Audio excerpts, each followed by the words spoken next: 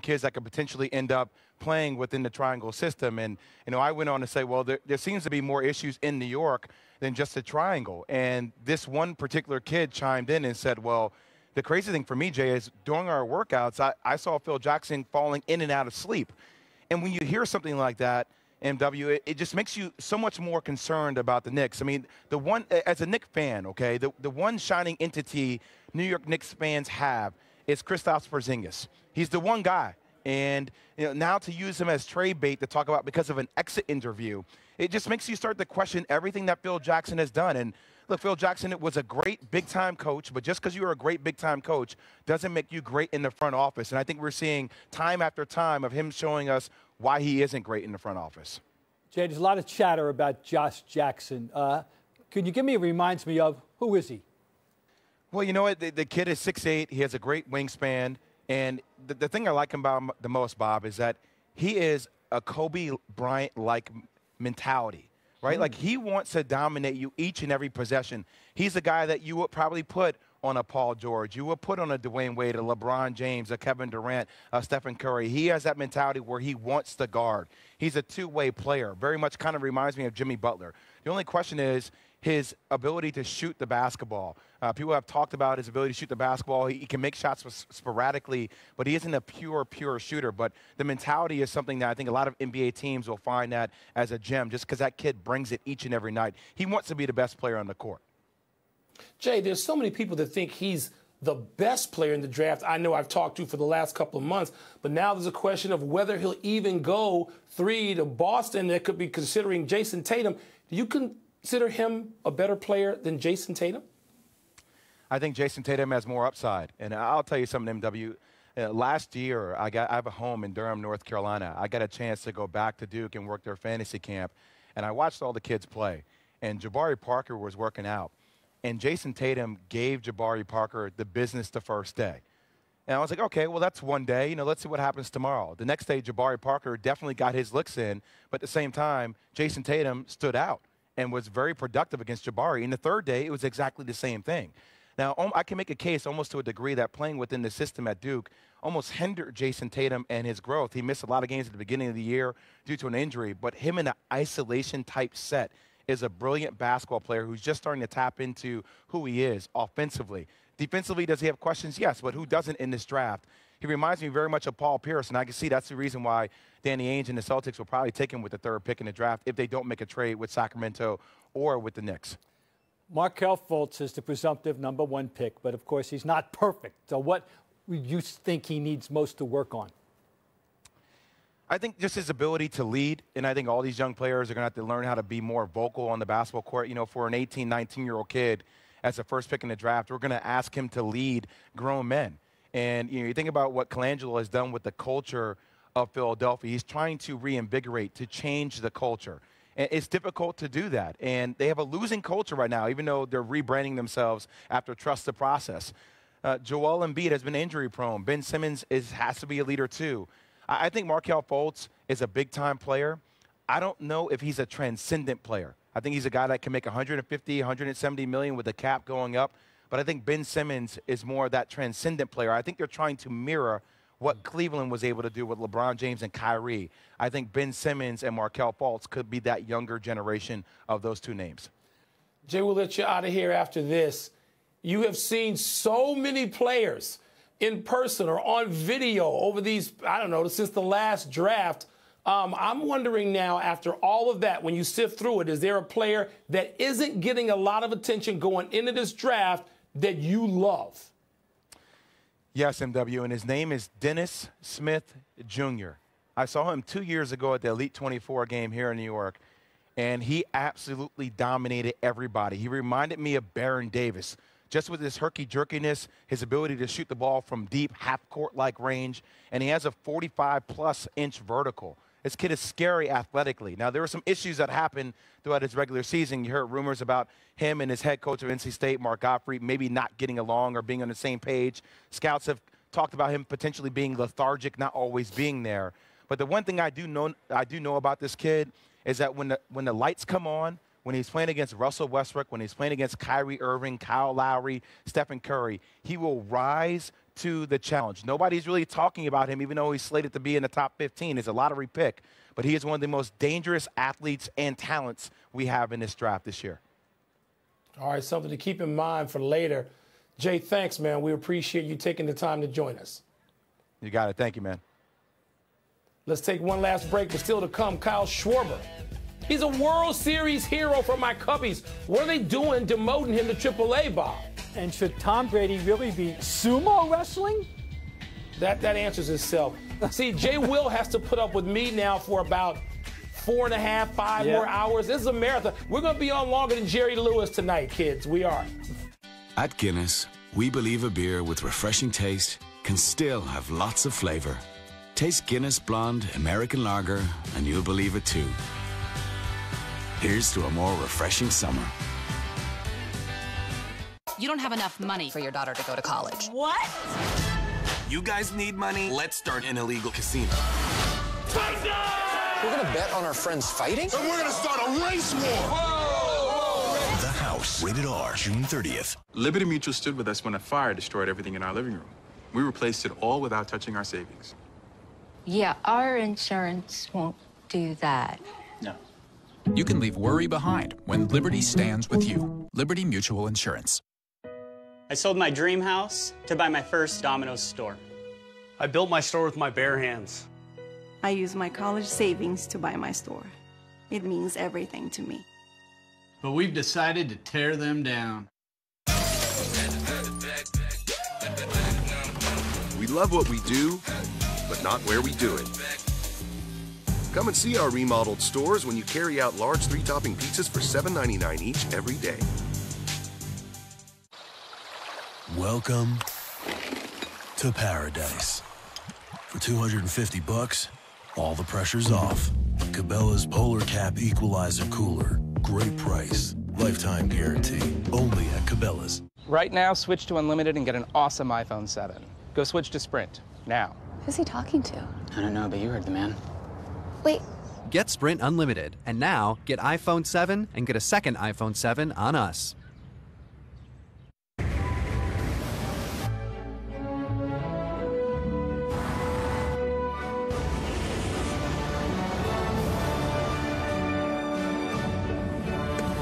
Come boys, let's go. Buddy, leave the car, leave it. Have we got everyone?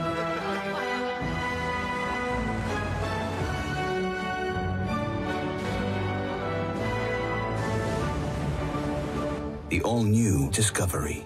Land Rover, above and beyond. Breakfast at Golden Corral. Pancakes, French toast. For the little man, just bacon. We have over 150 choices, but the only one that matters is yours. Golden Corral, your choice rules. Someone's after us. Cowboy. We don't know how to get rid of him. He's a beast straight out of hell. Are we talking guest star or something larger? It's reoccurring.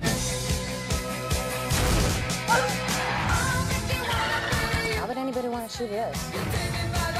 Your boyfriend's got a bloody suit power. You want me to drive? My car? No.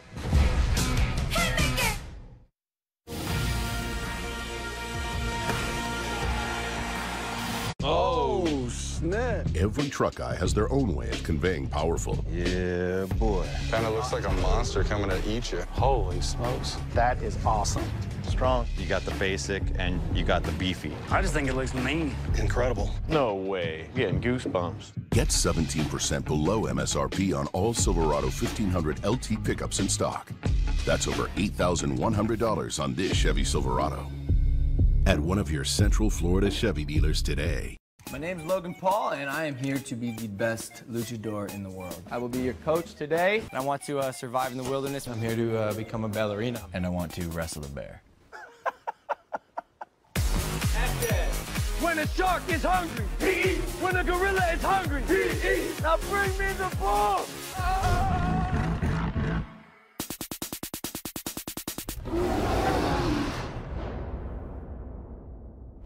Watchable.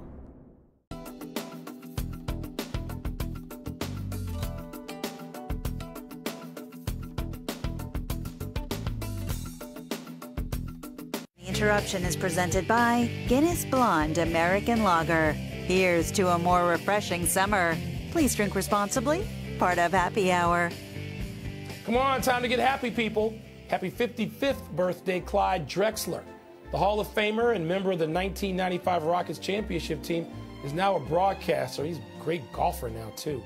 And 34 years ago, he was drafted by Portland with the 14th overall pick. If we were to redraft that 1983 draft today, based on total basketball contributions, college and pro, Bob, it's either Drexler or Ralph Sampson who has to be chosen number one. Just remember, he was a dream teamer on the one and only dream team, and 25th anniversary coming up, believe it or not. Unbelievable. Just a long time ago now. Happy anniversary, Mike Ditka. On this day 16 years ago, you were involved in a two-pronged mishap. First, you knocked over a table while standing up to applaud at your own roast. Then, while still startled from knocking over the table, you were shoved off the stage by one-time hated rival turned best pal, Paul Hornung. Hey, who plays the coach in the Mike Ditka story? That's got to happen someday. Got to happen. Oh, man, that's huh?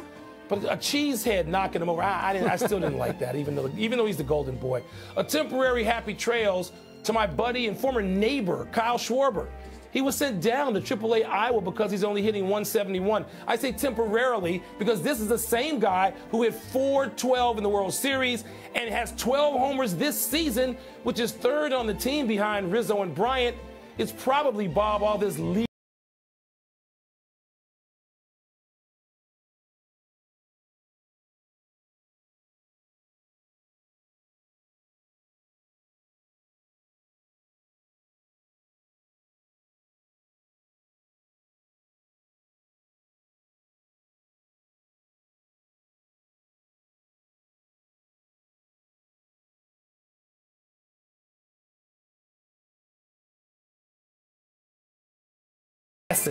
Connor McDavid became the third player ever to win the Hart Trophy before 21 years of age. Your thoughts? Pretty good company. Wayne Gretzky and Sidney Crosby. Wow, the other two. And now a jersey believed to have been worn by Michael Jordan in the '84 Olympics went for $273,000 and change. Is this reasonable? Yeah, don't tell me that Brady Stolen jersey was worth $500 grand. Then don't want to hear it. Oh. Last one, Brady wrestled sumo in Japan. How do you think Belichick feels about that, Bob? That he's happy he didn't trade away Jimmy Garoppolo. That's what I think he thinks. Now, we're out of time. Thanks for watching. I'm Bob Ryan. I'm Mike Wilbon. We're off until Monday, Knuckleheads. You can get the podcast on the app or Apple Podcasts. PTI. A top 15 draft pick told me the other day, because we were involved in this conversation about Phil Jackson and the Knicks, and he said Phil Jackson was falling in and out of sleep during my workout. About Phil Jackson, I think he is one of the all-time. Workout? Yes, falling in and out of sleep at my workout. This is what this guy told me. Maybe he was just resting his eyes. I do that all the time. That's what my grandmother used to do. Oh. What's good? Welcome to the best 60 minutes of your day. It's NBA Draft Day, and projected lottery picks Jason Tatum and Josh Jackson, along with Hall of Famer and former Executive of the Year Joe Dumars, headline the guest list for the Six. What's going to happen tonight? That's anybody's guess. The NBA Draft is 1 hour away, and Phil is one Kristaps Porzingis trade away from Knicks fans storming MSG. But it sounds like, Jamel, a division rival might be prepared to pony up for the Unicorn. Forget about that. Let's get to the Knicks being a dumpster fire. Knicks fans are in full meltdown because Phil Jackson, as you said, is dangling Kristaps as trade bait. According to Ian Begley, Boston offered the Knicks its number 3 pick, a player, and an additional lottery pick that they might get in tonight's draft. But don't worry, Knicks fans. Just trust in Phil. As much as we value Kristaps and what he's done for us, when a guy doesn't show up at an exit meeting, everybody starts speculating on the duration or his movability from a club. So we've been getting calls, and we're listening, but we're not intrigued yet at this level. But as much as we love this guy, we have to do what's good for our club. Knicks fans were a little uneasy as to what's going on here. What can you say to them? Well, I think we know what we're doing. That's what I can say to them. Let me take a deep breath. Try to ask this question without laughing. Is it possible that Phil Jackson knows what he's doing? Quite possible. Quite possible. See, you can't be serious. You can't be serious. Take your own advice and take a deep breath. I know everybody wants to believe that Phil Jackson is asleep at the wheel. I'm dead serious when I say there is nothing to see here. Everything is fine, okay? Knicks fans, be like a bunch of Fonzies. What's Fonzie like? Come on, Jamel, what's Fonzie like? Cool. That's right, correctamundo. Just be cool. There is nothing to be concerned about. See, the issue is that when you hear things and you see the messenger, sometimes it doesn't process properly. So I want to put this quote up on the screen and read it to you slowly so that you don't miss what he's saying. We're getting calls, not dangling like you said. We're getting calls. As much as we value Kristaps and what he's done for us, when a guy doesn't show up for an exit meeting, everybody, as in other teams, starts speculating on the duration or movability from a club. So in other words, hey, it's dysfunctional. Let's call and see what they'll offer us. Then he says, we've been getting calls and we're listening, but we're not intrigued yet at this level. But as much as we love this guy, we have to do what's good for our club, which is, said no one ever about the Knicks, smart business. David Aldridge said that the Knicks are looking at Kristaps as if he would be the #1 pick in this year's draft and next year's draft, and they're negotiating accordingly, that the price is sky high. So if Phil Jackson is asking for heaven and earth and the moon and stars, there is absolutely no reason to act like the sky is falling. There you go. You really just tried to make sense of just complete and utter Nothing's stupidity. been done. I get, look, Mike, that's not the point. Nothing's been that's done. Not the point. Wait until he messes up the trade. I know the Knicks are so dysfunctional and it's a bad trade before it's made. He shouldn't even be a part of the trade. He can't answer the phone? No, hang up on everybody. Hit reject. Block everybody's number. Screen it? Kristaps Porzingis should never be a part of the plan. No matter what's offered, Jamel? No matter what. Ever. Look. If Danny Ainge says you could have three tonight, what two picks next year, and Jaylen Brown. They drafted him to be the building block for the future, correct? Right. I'm sorry, did I miss something? Is he not? Yeah. Do you believe in the plan or do you not believe in the plan? If you're Phil Jackson, right? He's the plan, right? So why are you trading the plan? He is the plan. He said, no, he's not trading him. Okay, why are you even entertaining this? It's his job to listen. Why are you even entertaining this? Jamel, everybody has a price. There are things you wouldn't do, but if somebody hits the right number, you just might consider it. See, this is not about everybody has a price. You know, I almost felt sorry for Knicks fans. Almost. But I don't. You know why I don't feel sorry for them? I don't feel sorry for them because they don't want better for themselves. They don't. They really don't want better for themselves. That's why you can have their owner, Jim Dolan, out there trying to be a broke nickelback, performing tonight while the draft is going on and while you got Phil Van Winkle, all right? That's why you get in situations like this, because you know what's going to happen? Come the fall, they're going to all line up and show up at Madison Square Garden like none of this ever happened. I've said before, it should, the fact that Phil Jackson would have the audacity to blame Kristaps Porzingis for his ineptitude and incompetence is highly rich. Okay, highly rich. Because he's basically saying, oh, well, Kristaps, had you shown up for this all-important exit interview, treating this like that it's the most important thing that ever happened. Never mind that Shaq skipped the exit interview with him before. So he's blaming him and saying, because you showed up, now people smell blood in the water. Phil, people can look at your record and smell blood in the water. That's fine. Okay? Wait, if you want to criticize their dysfunction, that's fine. If you want to talk about how he continues to mistreat Melo within the media. Melo and now Porzingis. And how somehow, some way, you know what's crazy? Is there more of a polar opposite when it comes to a person in positions of power, the perception of those people as it relates to Phil Jackson, the executive, versus Phil Jackson, the coach? It's unbelievable how he might be as bad an executive as great as he was a coach. So if you want to blame him for being generally dysfunctional, that's fine. But the specificity of this situation, no trade has been made. The old adage is that the best trades sometimes are the ones you don't make. And when it comes to the Knicks, apparently, it's a bad trade before it's even made. Can we at least see what he might get in return? He might not even trade him. You can't separate the trade from who's trying to execute it. And you can't. I can't. No, I can't. Because, look, he got this right before by getting Kristaps Porzingis. The one thing that Phil Jackson has done right is drafting this guy. So you're going to trade this dude away because you in your feelings about some exit interview. That's not why. He's not cutting off his nose to spite his face. So why is he bringing this up? He said, I'll read it to you again. When a guy doesn't show up for an exit interview, which we've been talking about on shows like this, so other teams start to do their job the exit interview and say, is a presidential debate. Like, all just of a sudden, curious, it's that important. What would you give up for Kristaps Porzingis? Like, if you're doing your job, of course you're calling to see what Phil might be willing to do. He hasn't done it yet. This isn't the Pacers pushing up to trade Paul George. I'm not defending the Knicks. I'm saying, Mike, can we wait and see? All right. This is just dumb. Let's ask some smart people. Okay. Let's get the very latest from Dave McMenamin, who is with the Celtics right outside of Boston, and Knicks reporter Ian Begley. So, Ian, what's the offer that Phil Jackson is waiting for, and how close is he to getting it?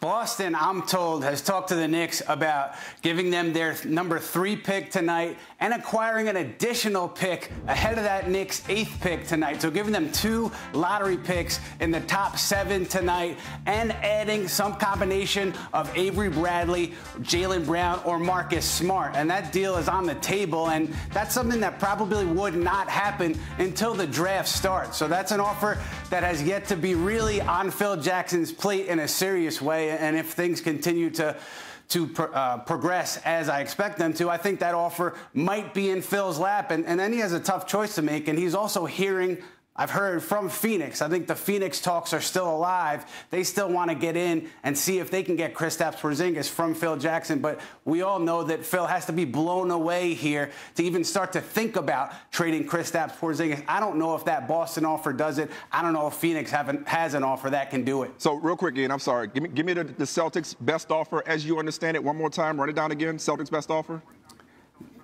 Yeah, so that's Boston's number 3 pick, and that's also an additional pick in the top 7 that Boston would trade for tonight, and then a combination of either Avery Bradley, Jaylen Brown, or Marcus Smart. That's the package, one of the packages that I heard that the Celtics and Knicks have discussed. Yeah. And again, because we're dealing with that additional pick tonight, it's not something that really would come to fruition until during the draft. And obviously they have the 8th pick. I like Jaylen Brown going with some lottery picks, but that's still not enough for Porzingis, so. It shouldn't even be a discussion. Okay. But let's go to the other side of this. Dave, so you heard what Ian said about the price, but how high of a price is Danny Ainge actually willing to pay for Kristaps Porzingis? Well, first of all, why would they start bidding against themselves? As Ian just detailed, that's a pretty fair and reasonable offer. But the Celtics are all about flexibility and striking at the right moment. That's how Danny Ainge has managed this franchise for over a decade now. They could just be happy with using the number 3 pick, getting a guy like Jason Tatum, getting a guy like Josh Jackson, and perhaps that can be a player that is a close approximation of Kristaps Porzingis anyway. Now, certainly Porzingis has 2 years of track record on the court, and that's why they are interested in trying to put together a deal to get him. But at this point, they're not going to go crazy to, again, drum up the price and only bid against themselves. Now, I had a source familiar with the talks already say that they were ridiculous, the asking price coming from Phil Jackson to get Porzingis. And really, right now, it's I wouldn't say it's dead, but it's on the back burner. They have not spoken since this morning. It's not like these talks had been progressing. The Celtics heard what the Knicks wanted. They said, okay, thank you, put down the phone, and they went on to work on other deals. There you go. Nothing is imminent. But if things change, fellas, Ian, Dave, don't hesitate. Give our producers a call. We'll stop what we're doing, butt into the show with some breaking news, okay? It's not as hot, but Danny Ainge is sort of under fire from lots of Celtics fans who have cooled to his collecting assets strategy. They want to see him deliver another star. He could have as many as 8 first-round picks over the next 4 drafts, plus not quite yet max money to spend in free agency this summer to add to a top-seeded team, though one, of course, coming off a sweep at the hands of the Cavs. So you heard what Dave just said about the Celtics not bidding against themselves. But that said, Jamel, is it a must that Danny somehow, some way, get this deal done at whatever cost? I think for Porzingis in particular. Yeah, I'm strictly dealing with him because I think we're talking about a different conversation if you're talking about Jimmy Butler, and if for some reason if you wanted to throw Paul George in that mix, they need to do whatever they can to get Kristaps Porzingis. What is the point of amassing all these assets and putting yourself in this position if you can't strike when opportunity is there? Takes 2 to deal. It does. How much would you pony up for the unicorn? If you're Danny, what do you give up? Do you give up Brooklyn's pick? Do you give up, that Lakers Kings pick? I give up the number 3 for sure. This year? Yes, I will give up the number 3 for sure this year. They can have basically anybody else, maybe except Avery Bradley, okay? Jaylen Brown for sure. I would give up Jaylen Brown because, look, the one thing I love about this for the Celtics, you're talking about a 7-foot. Oh, that's right. I'm sorry to cut you off. Celtics got one game. They didn't get swept. Sorry. Thanks for the correction. Yeah. Yeah, they did get. It was a gentleman's sweep. It was a gentleman's sweep. Yeah. All right. So you're talking about a 7-foot big man in an age where, obviously, the 3-point shot has become crucial, especially among people of his size. You're talking about a game changer. All right. I just wonder how many more times are you going to get your butt kicked by LeBron James before you actually get up and do something when the moment is there. It's one thing if you give up something for unfulfilled promise. And I get it. In the draft, you're looking at that as building blocks for the future. But, you know, these future draft picks and future cap space, like, at some point you have to make a move. And this is so perfect. Do it now. See, I don't think they have to do this trade. If it's not the right package for Danny Ainge, I don't think it's imperative that the Celtics do it. Like, they can't go wrong. Like, either way, if they execute this But pick, they can go really right. Okay? They can go really right. That was a good rebuttal. Okay. That was a good rebuttal. That was good. Right. That was good. That was good. I don't think they can go wrong, though, honestly, because if you execute this third pick and you take Jason Tatum, you know, a forward, a combo forward type that can guard 1 through 4, that's a guy that can get his own shot, that's got a lot of potential. You take him, and then you focus on free agency, whether that's Gordon Hayward, whether that's Blake Griffin. You still have free agency to play with this summer. And then you have these 2 picks next year. So I just don't see it as a situation where if the Celtics don't get Porzingis, or for that matter, another established star, that they've somehow dropped the ball. I mean, they still have a very good team. Tatum, they got people, I don't want to put this on the kid, but they got people comparing him to Paul Pierce in terms of his scoring ability, his savvy when it comes to his mid-range game and that sort of thing. So I'm with you on it would be great to see them get Porzingis. New Yorkers would go crazy because it's one thing to trade Kristaps Porzingis. It's one thing to be a dysfunctional franchise. It's something altogether different to help out the Celtics if you're a Knicks fan. But it would be great because now you're talking, well, does that put them over the hump against Cleveland? Again, gentleman's sweep, my mistake. I don't want Boston coming for me. I got that wrong. It wasn't a sweep, felt like it. Does that put them over the hump against Cleveland? And Porzingis does. Porzingis does, yeah. And I'll say yes. And then I'll go farther and say, do they have something for Golden State? Maybe. Which is why you do it. Which is why you do it. Okay, look, all due respect to Jason Tatum, who I'm sure will be a fine player, we'll talk to him in a moment, that doesn't get you over LeBron. All right? We got rap music. Yeah, now. We did. Up next on the 6, I just talked about it. 2, though, potential top 5 draftees, not just Jason Tatum, but also Josh Jackson. Right from the NBA draft's red carpet, and you see some of the other draftees already styling and profiling, looking like new money, about to be new money. All-star level suits right there. You heard how Jasmine just rolled that music? Does she know we don't shut up? She's smart. Gentleman's sweep. I'm sorry. Gentleman's sweep. Forecast still dry. No hope inside. I've had enough of this sitting around waiting on the sweat. I'm gonna do something about it. Richard, no! Old Spice! Today we're going to learn how to eat the mushroom and Swiss King. Up, pinkies out, elbows off the table. No, you don't have to look like you're flying. The new Mushroom and Swiss King with a half pound of beef, sauteed mushroom, and crispy bacon. As big as it is fancy. Only at Burger King. Do you always put Cheez-It Grooves in your sandwich? Of course. They're chips. Chips plus sandwich equals the perfect lunch. Oh, don't forget the pickle. It's kind of a big deal. Cheez-It Grooves. Chips made with 100% real cheese. Dang right it's a chip. Okay. Is that Marcy? Why does she look so great? I just signed her up for Fuel Rewards, and she got instant gold status. Here, check it out. Oh, wow. Get rewarded at Shell with instant gold status when you join now at fuelrewards.com/gold or download the app. Hi, Marcy. So if anyone has a reason that these two should not be wed, speak now. So sorry. Oh, no. It's just that your friend Daryl here is supposed to be live streaming the wedding, and he's not getting any service. I missed, like, the whole thing. What? And I just got an unlimited plan. It's the right plan, wrong network. See, Verizon has the largest, most reliable 4G LTE network in America. It's built to work better in cities. Tell you what, just use mine. Thanks. No problem. All right, let's go live. Say hi to everybody who wasn't invited. When it really, really matters, you need the best network and the best unlimited. Just $45 per line for 4 lines. On the roof! Hey, everyone. I can keep this suit? Of course. Doesn't fit me. You want the real Avengers?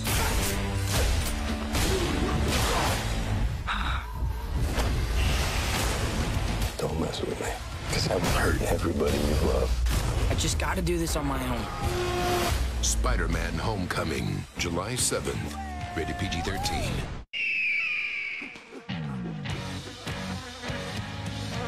Canelo, be bold! Hey, Canelo. No bueno. Be bold. Good there. Hey. Be bold. Tecate Light, born bold.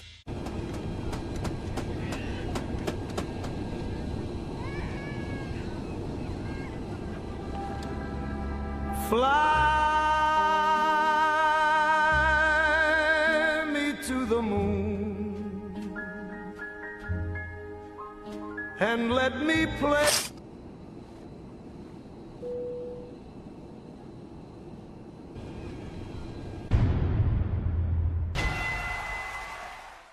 How do you want to live? As a decent person? Good husband? Is that it? Good? Of course not. King of the hill? Better. Top of your game? Win. All powerful.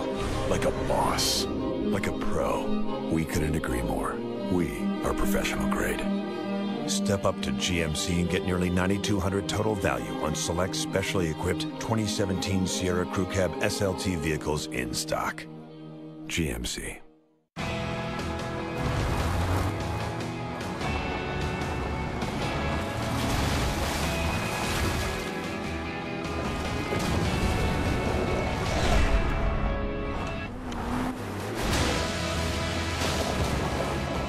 Some moments are worth the journey.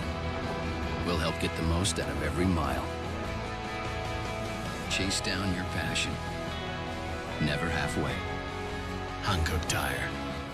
This is the etiquette of eating a mushroom and Swiss King. Tell me when to chomp. No chomping. Okay. A nice, elegant bite. Can you do elegant? No. The new Mushroom and Swiss King with a half-pound of beef, sautéed mushroom, and crispy bacon. As big as it is fancy. Only at Burger King. All right, look at Markelle Fultz with the Spalding shoes. Or maybe it's not Spalding, but they're made of basketballs. Those look clean, I have to say. He told us to watch out for his shoes. Yeah, that's a nice look right there. Nice little, brown to go with the suit and the bow tie. So all good. All right, let's really make this a party, Mike. Let's go 5 wide, sort of, kind of.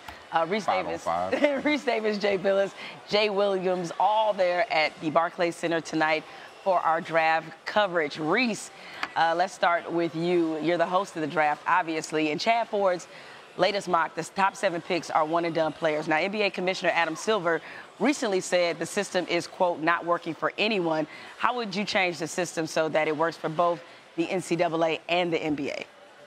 I think that's a really difficult question, and it's a complex answer. I think it's really easy for people to say just raise the age limit to 20. That'll keep them in school for 2 years, and that'll help everybody. But there will be some other consequences from that. I think that would incentivize players perhaps to look overseas to the D-League, play somewhere else.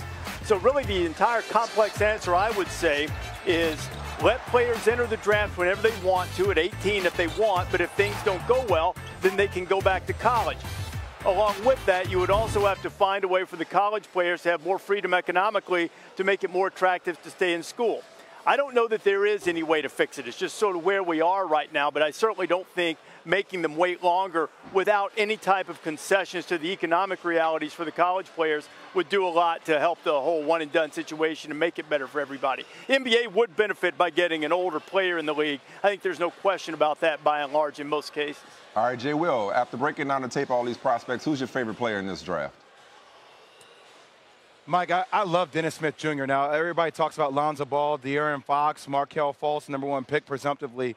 But Dennis Smith Jr. reminds me of Baron Davis. And look, there have been rumors that there have been some issues between him and his head coach, Mark Gottfried, at NC State. Scouts have said that at times it seems like he's lethargic. He takes plays off. But I'm telling you, watching this kid 2 years ago at the Elite 24, he came down the lane. He was piping it on people left and right. His range extends all the way to half court. He is one of the most dynamic scorers we have in this draft, and nobody is talking that much about him. He deems himself as being underrated. This kid plays with a chip on his shoulder, and he's Baron Davis nasty. All right, Jay Billis, 5 years ago, the Warriors took Draymond Green in the 2nd round, 35th overall. Do you see a Draymond Green in this draft? Not necessarily skill-wise, but somebody who was taken late but could have a huge impact. That's kind of a tough question, Jamel, because if I saw that, I'd rank him up in the top 5. So it's hard to see somebody ranked down at the end of the 1st round or start of the 2nd, and you think he's going to be a great player. Usually that's where you're going to find a rotation player if you're lucky to get a starter. But I will tell you that I think TJ Leaf of UCLA is an undervalued prospect. Leaf is an excellent perimeter shooter. He's athletic. 6'8", can really run as a trail three-point shooter. His numbers are excellent, and he's really tough. Like, he can put the ball on the floor. He attacks the basket and finishes. And then also I think Justin Patton of Creighton is a player that could be undervalued as well. A couple guys you could see going in the 20s, but it could also wind up late lottery. All right, fellas, we appreciate it. We look forward to hearing more from you guys at the top of the hour once draft coverage kicks off following the 6 on ESPN. Appreciate the knowledge. All right, we got more company. Hall of Famer, former Executive of the Year, Joe D is in the house from Louisiana. Obviously, the former Detroit Pistons. Yeah, exactly. Yeah. Louisiana has to share them with us. Yeah, brought us 3 titles, 1 as an exec and 2 as a player. Thank you so much for joining us. Yeah, I'm happy to be here. Yeah, we know you've been in this position before, obviously, in terms of having to make some of these key decisions. But it's been a lot going on in the NBA, not just with the draft, but with various trades and a lot of scuttlebutt at this point. But let's just keep it to the draft right now. Lonzo Ball, he's been a player that everybody's been talking about in terms of is he a transformative player? Can he transform perhaps the Lakers? What's your assessment of Lonzo Ball? I like him as a player. I like him a lot as a player. He's a really, really good player. I don't know. What do you like the most about him? The fact that he can see the court so well and he makes everybody better. Yeah. Like he plays winning basketball. Like you can see some good players, but they only make themselves better. This kid makes everybody else around him better than that, and that's what I really like about him. Transformative, I'm not sure about that, but he's going to make the team better. Whoever he goes to, he's going to make them better. ESPN's analytics projections have him with the lowest bust percentage at 29% among draft prospects.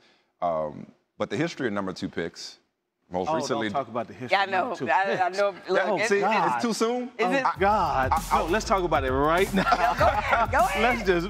I was going to say with the Lakers, even most recently, D'Angelo Russell. They just shipped him to Brooklyn. It's like, is it, like, what is it about that spot, or what do you see in Lonzo that gives you pause? You said you don't want to call him transformative, but there's something about his game, whether it's the shooting motion, athleticism, defense, whatever, that makes you say, as much as he's hyped, as much as his dad, we talked about him in the LA connection, he may not pan out after all. You know what?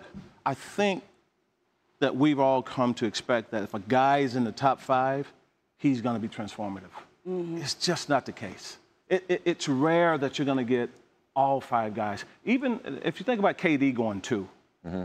Like, I know it was injuries with big fella. With Greg Oden? With Greg Oden, yeah. But, I'm saying it's tough, man. That top 5, it's not going to always be that franchise-changing player. It's just not the reality of it. So and if you miss there, it's tougher when you miss other places. So this is the last time tonight, the last time for a long time that you will see the 76ers drafted in the top 5.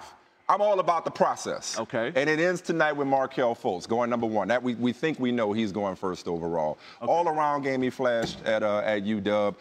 What are your expectations high as mine? Not just for him, but for the Sixers immediately. I think they hit the ground running. Everybody healthy with Sarge and Simmons and obviously Embiid and now Fultz. I think they hit the ground running and make the playoffs in the East this year. Are you on this process bandwagon with me? I like their team. I like what they've done. Should I pump the brakes? No. You don't have to pump the brakes.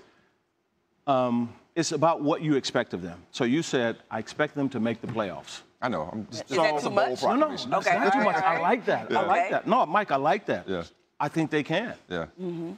When you start talking about can they compete at the highest level, though, you're going to have to add some veterans. Very few times are you ever going to see 19 and 20-year-olds competing at that level. Yeah. Even when people say Golden State is young, those guys, KD's 29, Steph's 29, they look young.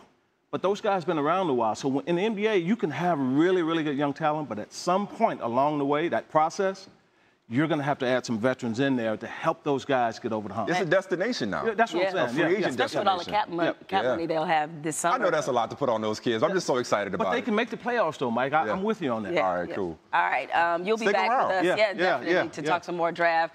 Tonight after the NBA draft, don't miss SportsCenter at night with SVP. But first, check out Lonzo's. See, okay, big baller. You can tell when they get the new money, right? Okay, big baller. New money hasn't quite come there specifically, or like right there. Oh, look at that. The Triple B tie. It's your night. You spoke it into existence. It's your night, probably LeBron. Like $900. More draft coverage when we come back. It's Domino's. I have to go.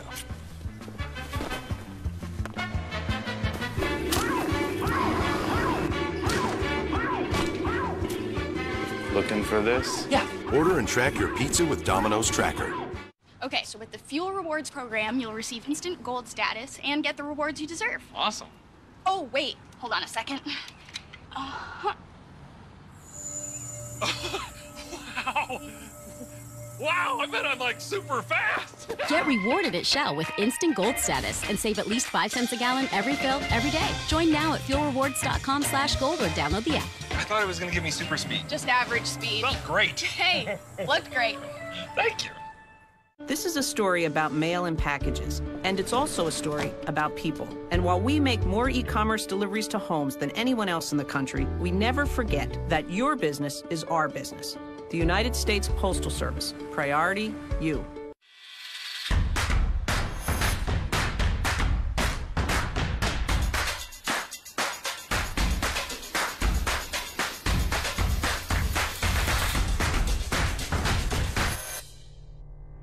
Why don't you come around and visit me? Why don't you come around? Grandma's reunion, rematch. Miles make memories. Use the card that helps you put more priceless in your life. Monday at 9 on TNT. New York heats up with the first ever NBA Awards. We have the world's best on stage. You gotta love the energy in the building. Featuring a scorching performance from superstar Nicki Minaj and hosted by entertainer extraordinaire Drake. All of the votes are in. It's time to celebrate greatness. Woo! Wow! The first ever NBA Awards, Monday at 9 on TNT. It's summer. Summer is here! The surest sign that summer has arrived. The new summer can from Corona. Get it while you can. Hey, baby. We met before, right? You still alive, right? Uh-huh. Then I guess we ain't never met. I'm looking at some of the country's finest thugs, and of course, young Mozart in a go-kart over there. Baby, baby, baby. The world consists of 3 things. Money, sex, drugs, and action. Oh, wait, that's for... I'm sorry, ma'am. What the... Baby Driver, rated R.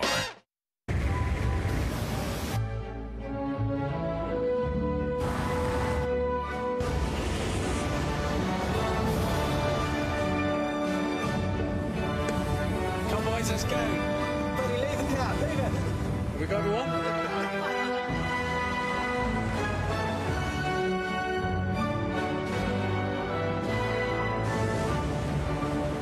The all-new Discovery.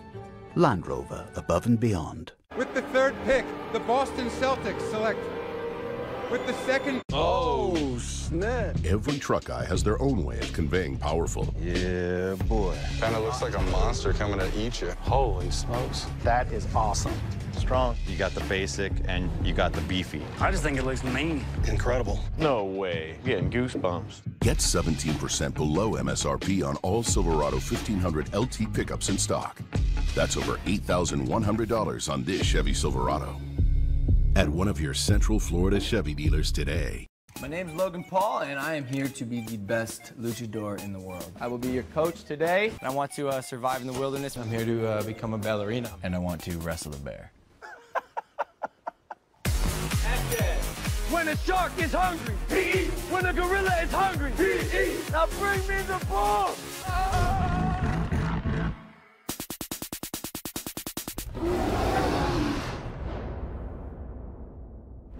Watchable.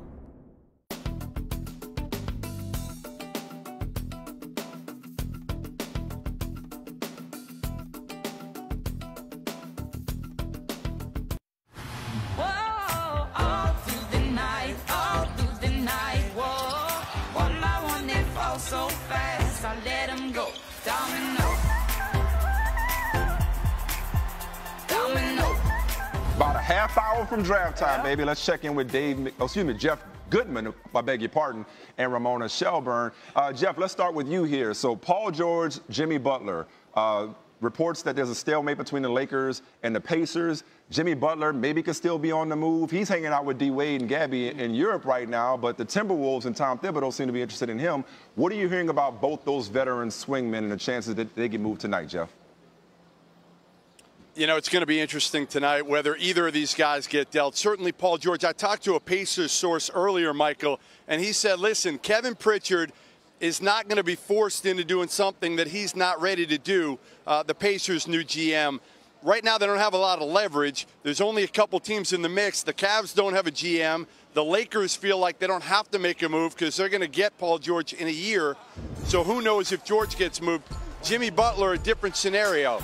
A lot of people talking about whether he'll go to Minnesota. Tibbs loved coaching him, we know that. But the issue here is Gar Forman and Paxson and Tibbs don't get along. So are they going to want a deal and one of them come up on the loser's side? Then you've obviously got Jimmy Butler. Could he go to the Celtics? Danny Ainge has a ton of assets to trade. Denver, I'm told recently, has entered the mix for Jimmy Butler. A lot of people trying to get in the mix for Butler, but will they get Gar Forman and Paxson to pull the trigger for a rebuild with the Bulls? Yeah, not a lot of incentive for them to help out their former coach. Ramona, even though you're at the Lakers facility, let's ask about the Spurs, because I know you got some intel on that, specifically them testing the market for LaMarcus Aldridge. What type of interest is San Antonio getting for L.A.? Well, it's interesting because, you know, LaMarcus Aldridge only has one more year before he has to decide whether to pick up his player option on the rest of his contract. And so that lessens your trade value right there. Plus, he's an older player, and you're talking about, they've talked to teams who have lottery picks, top 10 picks. And so, you know, right now, today's a day of hope, right? Everybody sees these kids, and they see all the positives, and they ignore all the negatives, right? And so this is the day that those draft picks have the most value. And so it's hard to trade into that top 10, even with a player as accomplished as LaMarcus Aldridge. But I think a more interesting question in some ways is, what is San Antonio up to? Brian Windhorst reported earlier that Danny Green and that the Cavs have talked about Danny Green with the San Antonio Spurs. And so clearly San Antonio is trying to clear some cap space to make a run at a free agent this summer. From what I'm told, we've already heard they're interested in Chris Paul. Mark Stein reported that a few weeks ago. But I'm told they're interested also in Derrick Rose and in George Hill. George Hill obviously used to be there. And so they need to create some kind of cap space this summer to make a run at any of those free agent point guards. Watch Derrick Rose go ball out in San Antonio. All right, thanks, guys. Thank you, Ramon. Coming up next, more draft talk guys. with former NBA Executive of the Year, Joe Dumars. We'll be back in 30 seconds.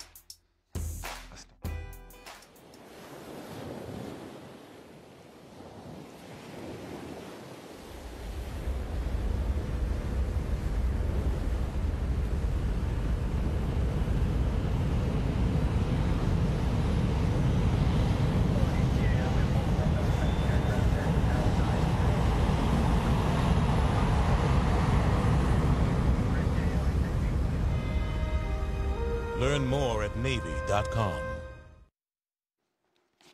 All right, Joe Dumars still kicking it with us on the 6th. So you heard Jeff Goodman talk about the Cavs working without a GM. They were supposed to be right in the midst before letting go of David Griffin, right in the midst of maybe talking about Paul George or Jimmy Butler. Our man Chauncey Billups, your man Chauncey Billups, reportedly has been offered the president of basketball ops gig by the Cavaliers. Jamel thinks he wouldn't touch it with a 10-foot pole. I say what you got to lose. I think Dan Gilbert has shown what he thinks. There's a lot of complications with that job, but it is, you know, it is a primo job. You still got LeBron at least for a year. What advice would you give to Chauncey? Should he take this gig? Here's what I would say to him: if you're going to take it, go all in, because these jobs are all encompassing. They consume you if you're going to do it the right way. So don't be Phil. Well, here's what I'm going to say, Mike. Here's the thing I'm going to say. It's more than just drafting, trading, and signing free agents. You have to build a culture if you're going to win. And as you can see with some teams in the league, culture's not being built. And that's the problem. What Chauncey can do, he can help build a great culture. He understands. Maintain it. Yeah, and maintain it. He understands that it takes that and not just, oh, we signed this good player and we're going to bring him to a toxic culture. It doesn't matter. You're not going to win. So I think that's where Chauncey would be really, really good. All right, since we're on the subject of toxic cultures, the Knicks, all right? Phil talking about he's fielding calls now for Kristaps Porzingis, clearly put out by him not showing up for his exit interview. I think he should block and delete everybody who's calling him. What do you make of this situation with Porzingis and the Knicks? You know how we all grew up hearing, you know, don't put your business out in the street? Yeah. She does that to me all the time. So their business got put out in the street with the missing of the exit meetings. And once that got put out in the street, the calls that he's getting now, you get those every day. But the fact that their business got out there, looks bad. But doesn't it look equally as bad, the fact that Phil is like, yep, I'm getting calls, and so far nothing's blown us away, the fact that he's giving life to the foolishness. I wouldn't have said that. Okay. I wouldn't have gone on and said we're getting calls. But I'm just saying that's why you always hear people talk about, man, let's keep this internal, because once it's out there, it takes on a life of its own. And so, and here's the other thing I would say, too. It's a lot different coaching than being in management. It's a lot different thinking about minutes and substitution and playing time and all this stuff, as opposed to these issues that you're dealing with. And so that's, probably a learning curve for Phil. We're up against the break, but real quick. So thank you. That's what I was saying earlier, like sharks in the water. That said, everybody you take calls on, you may not move them if you're asking for the moon and the stars, but there's nothing wrong with listening because you never know what you'll get offered, right? But you don't tell people, as he just said, that you're listening. Right. Let me ask you something. So that's basically put them on the block implicitly. Could both of y'all be right? That's not how TV works, man. That's not how TV works. But yes, absolutely. All right, thank you, Joe Dumars. We appreciate it. Top of the hour right here on ESPN, NBA Draft from the Barclays Center. See how the Knicks blow this thing. In Brooklyn, 25 years to the day. Happy anniversary since Shaq went #1 overall to the Magic. Also, watch every pick as they're announced from both rounds. That'll be streaming live on the ESPN app. Coming up, though, on our show, on the 6th, another great fire interview. We're not going to ask anybody to recruit LeBron this time. Jason Tatum, Josh Jackson going to join us. Look how clean those kids are. Wish I had that kind of fashion sense now, not to mention. Whopper. Fries. Soda. $10. Someone's going to get fired. Fired and Flame Grilled. Get 2 100% beef Whopper sandwiches, 2 fries, and 2 drinks now for just $10. It's the 2 for $10 Whopper meal, only at Burger King.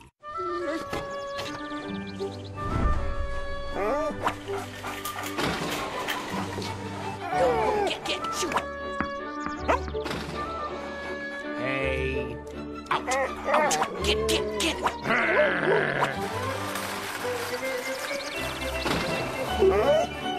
Did you find everything okay, sir? What? Have a good day, sir.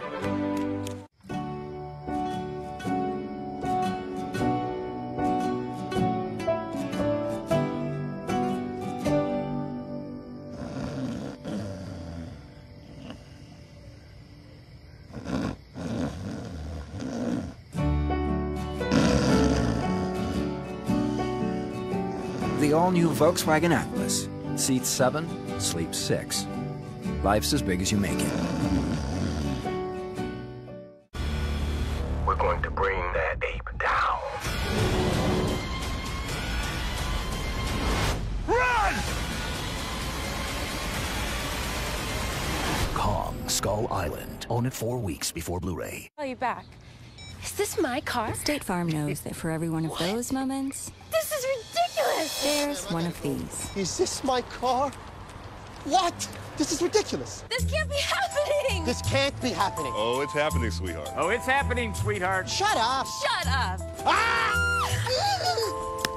That's why State Farm is there. What a day. With car insurance for when things go wrong. What a day! But also here with car loans to help life go right.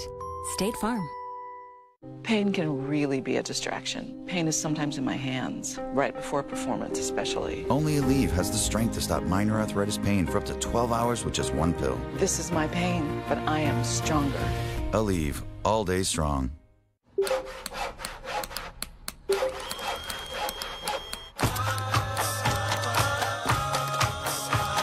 When you connect better, everything comes together.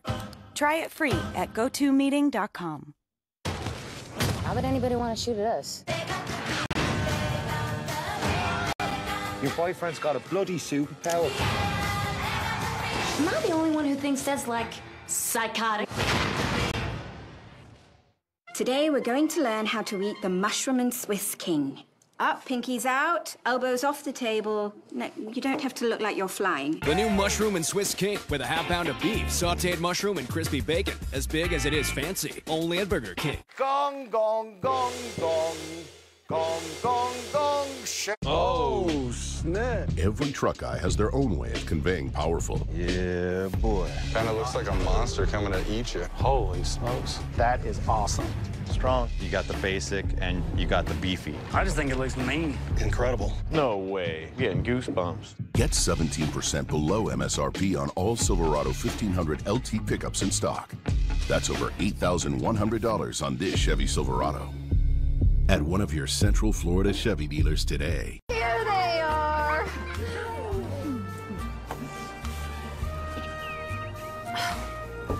That was easy, see? Oh, seriously? Hands out, please. Oh, hold on. There are some places where devices just don't belong. Device-free dinner, a common sense idea from Common Sense Media.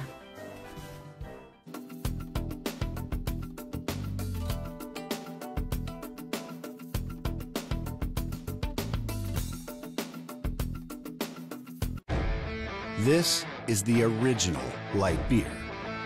Brewed to be everything you want in a beer and less. Miller Lite. Hold true. We've got another College World Series elimination game for you tonight. 7-seeded Louisville, 6-seeded TCU, 8 p.m. Eastern on ESPN2 and streaming live on the ESPN app. The Miller Time Moment is brought to you by Miller Lite, the original light beer, brewed to have more taste with only 96 calories. Hold true. As we come up on the NBA draft, they're hoping that they can do what Edmonton did and land a stud like Connor McDavid. He is our Miller Time Moment for joining Sidney Crosby and Wayne Gretzky, who did it twice as the only players to win the award, the MVP award, before turning 21. McDavid led the league with 100 points, scoring 30 goals and notching 70 assists en route to leading Edmonton to its first playoff appearance since 05-06. Go ahead, Blackberry Barrel Rose. I see you. I was just reading. All right, Josh Jackson is just 1 month older than McDavid, and we'll talk to him in a minute. But first, we welcome another top prospect, Jayson Tatum. Now, normally, Mike, I don't like to insult our guests off top, but Jayson Tatum, I have got to get at you about something that I read that you said about St. Louis and their food in particular. In a food draft, you said that you would take St. Louis pizza, not ribs, but pizza #1. Look, if I were a GM, you'd be knocked down off my draft board just off that. So you got to explain yourself, my man. I've never heard of St. Louis pizza. Well, it's you got to go to St. Louis to try it. I'm from St. Louis, so I might be partially biased, but I'd never lead you wrong. I promise that. Oh, that looks good. Well, now, I have a friend from St. Louis. He does swear by Emo's Pizza. Is that the spot? That's the best pizza on earth. All right. Well, I guess I can let you live because of that. But look, moving on, I guess, to more real news, if you will. Obviously, tonight's a really big night for you. We've certainly heard a lot of rumors about where you might be headed. What have you heard in particular about where you might land tonight? I'm pretty sure we hear the same things. You know, I've just been busy this week in New York, and every time I look on the TV, trade rumors are popping up on ESPN, and you know, it's been a pretty hectic week, and I don't know any more than you guys probably know. So I'm just nervous and ready for the draft to start. I've seen you shun the label of a quote-unquote safe pick, as if you don't have a lot of upside and room to improve. How does that make you feel when people look at you as more of a finished product than some of your fellow prospects? You know, all of us have things we need to work on, and you know, just something I just got to take with a grain of salt. And you know, I just got to keep focusing on my game and keep getting better like I have, and you know, prove people wrong. Well, some other people have called you the best shooter in the draft. Do you believe you're the best shooter in the draft? I don't know. Luke Kennard, you know, my teammate from Duke, he might be the best shooter, but I do feel like I'm the best player and the best offensively skilled guy. But, I mean, we're going to see what happens tonight. Now, you put on for food in St. Louis, but I know another thing that's near and dear to your heart in terms of your hometown. You've talked before about one of the first things you want to do is start a nonprofit for single moms. Why is such a cause so important to you? Because, you know, just reflecting on my childhood. You know, my mom had me when she was 19. And, you know, both of my parents were in my life, but, you know, I stayed with my mom my entire life. And, you know, it wasn't the easiest growing up, especially in St. Louis. And, you know, just all the sacrifices she had to endure, you know, to make it better for me. And, you know, as I got older, I just wish that, you know, we talked about you know, doing it, you know, starting a nonprofit and being a blessing, you know, to another, you know, single-parent home and their child, and just paying for utilities and bills, you know, while they're in school or, you know, working, trying to get back on their feet, and just wishing or thinking, you know, how that would have helped us, you know, when I was a kid. All right, well, some team is going to be very fortunate when they turn your name in early in the draft. And may we both say, subtle but sharp with the tuxedo selection. Good job on the draft suit. Man. Thank you. I appreciate that. All right, another player who likely will have his name called early, Josh Jackson, who's trying to be the 6th player in Kansas history to be picked in the top 4 in the Common Draft era. If he is selected, he would join that lovely group: Joel Embiid, Andrew Wiggins, Drew Gooden, Rafe LaFrentz, and Danny Manning.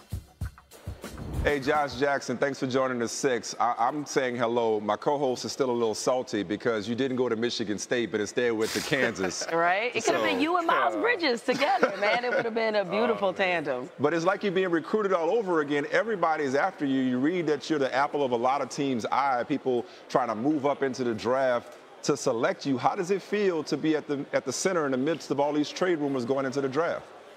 I mean, it feels pretty good to be here. You know, it's a lot going on, trade rumors, and, you know, with teams trying to move up. But I just feel really good to be here. And I know I can't really control anything tonight. You know, I can't control who calls my name, where I get traded or anything like that. So I'm going to just make the best of whatever situation I'm presented with. Yeah, along those same lines, obviously this is a moment you probably dreamed of for a lifetime. So how have you imagined this going when your name is called? Have you thought about the emotions you might feel or what might be going through your mind? I definitely know emotions will be flying around. Hopefully my mom doesn't tear up, because if she does, I probably will too. But, you know, I know it's going to be a great night, especially one to remember for a long time. Now, some of the draft analysts are saying that your shooting is the area that you need the most improvement. What have teams told you about your shooting as you've gone through this pre-draft process? And secondly, how do you plan to improve it? Well, one of my struggles that came from shooting was mostly confidence, I think. You know, since the end of our season at Kansas, I've been, you know, shooting every day, working on my shot, and I honestly feel like I've gotten a lot better. Obviously, you know, it's really not one of my strong points in my game, but, you know, it's definitely something I plan on improving on just by, you know, staying in the gym, getting up shots, and, you know, make sure I'm shooting it the same way every time. Now, of course, one of the stories was that you didn't get an opportunity to work out with the Celtics because of timing. Let's say they do take you. How comfortable would you be playing for them if they select you at number 3? I'll be extremely comfortable, you know, coming into a program organization who's already, you know, established. They've got guys on the team who I feel can teach me a lot, and, you know, some young talent over there, too. I feel like we could have a pretty special team, and I feel like I could do really good over there. Josh, we haven't gotten to look at everybody on the red carpet, but it looks to me like they might be playing for second when it comes to the suit game. I mean, I don't know if that's velvet, but it's beautiful. It looks fantastic. Are you the leader in the suit game when it comes to the rest of your fellow prospects?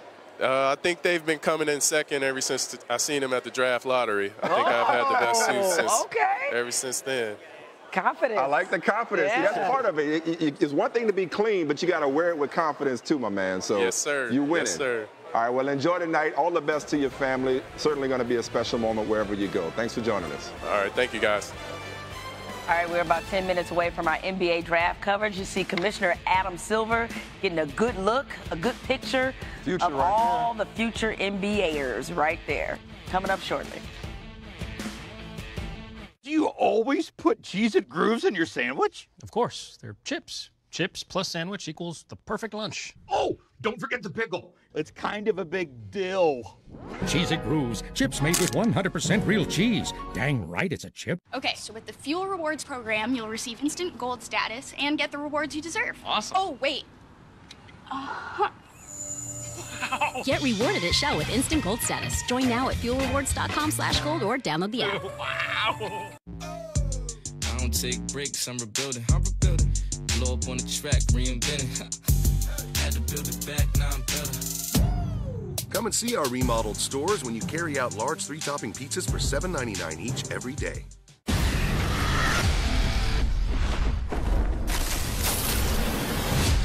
Listen, Peter, you did good, but this does not mean you're an Avenger.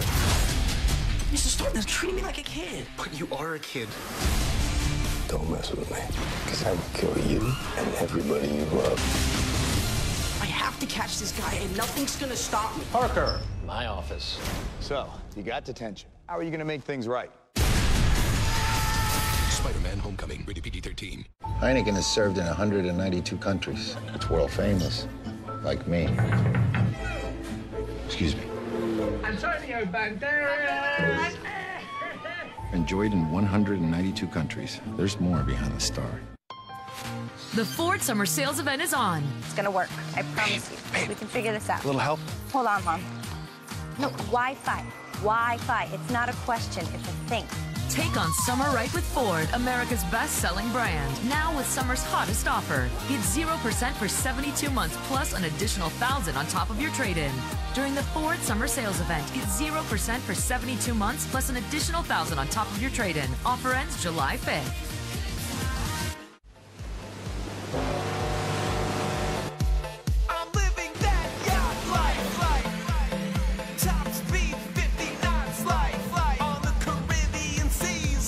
Champagne and models, potpourri. On my yacht, made of Cuban mahogany.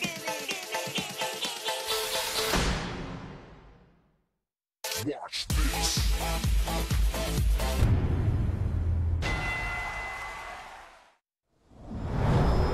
Forecast, still dry, no hope inside. I've had enough of this sitting around waiting on the sweat. I'm gonna do something about it.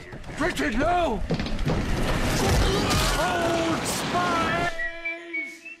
We, the device-loving people, want more than just unlimited data. We want unlimited entertainment, so we can stream unlimited action, punch unlimited robots,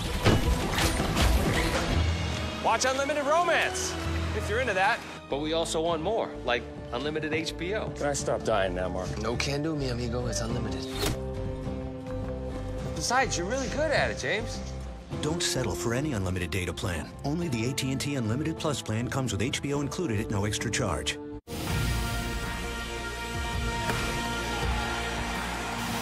Oh, snap. Every truck guy has their own way of conveying powerful. Yeah, boy. Kinda looks like a monster coming to eat you. Holy smokes. That is awesome. Strong. You got the basic and you got the beefy. I just think it looks mean. Incredible. No way. Getting goosebumps. Get 17% below MSRP on all Silverado 1500 LT pickups in stock. That's over $8,100 on this Chevy Silverado. At one of your Central Florida Chevy dealers today. Xfinity presents June 24th, live from Madison Square Garden. Chael Sonnen I'm coming to New York to put an end to Vandalay. and Vanderlei Silva will settle their epic grudge match. And it's USA versus Russia when MMA's greatest ever, Fedor Emelianenko, faces hard-hitting Matt Mitrione. Plus, Michael Chandler and Douglas Lima defend their world titles. Bellator NYC, presented by Miller Lite, live Saturday, June 24th from Madison Square Garden, only on pay-per-view. Order now with your remote on Xfinity from Comcast.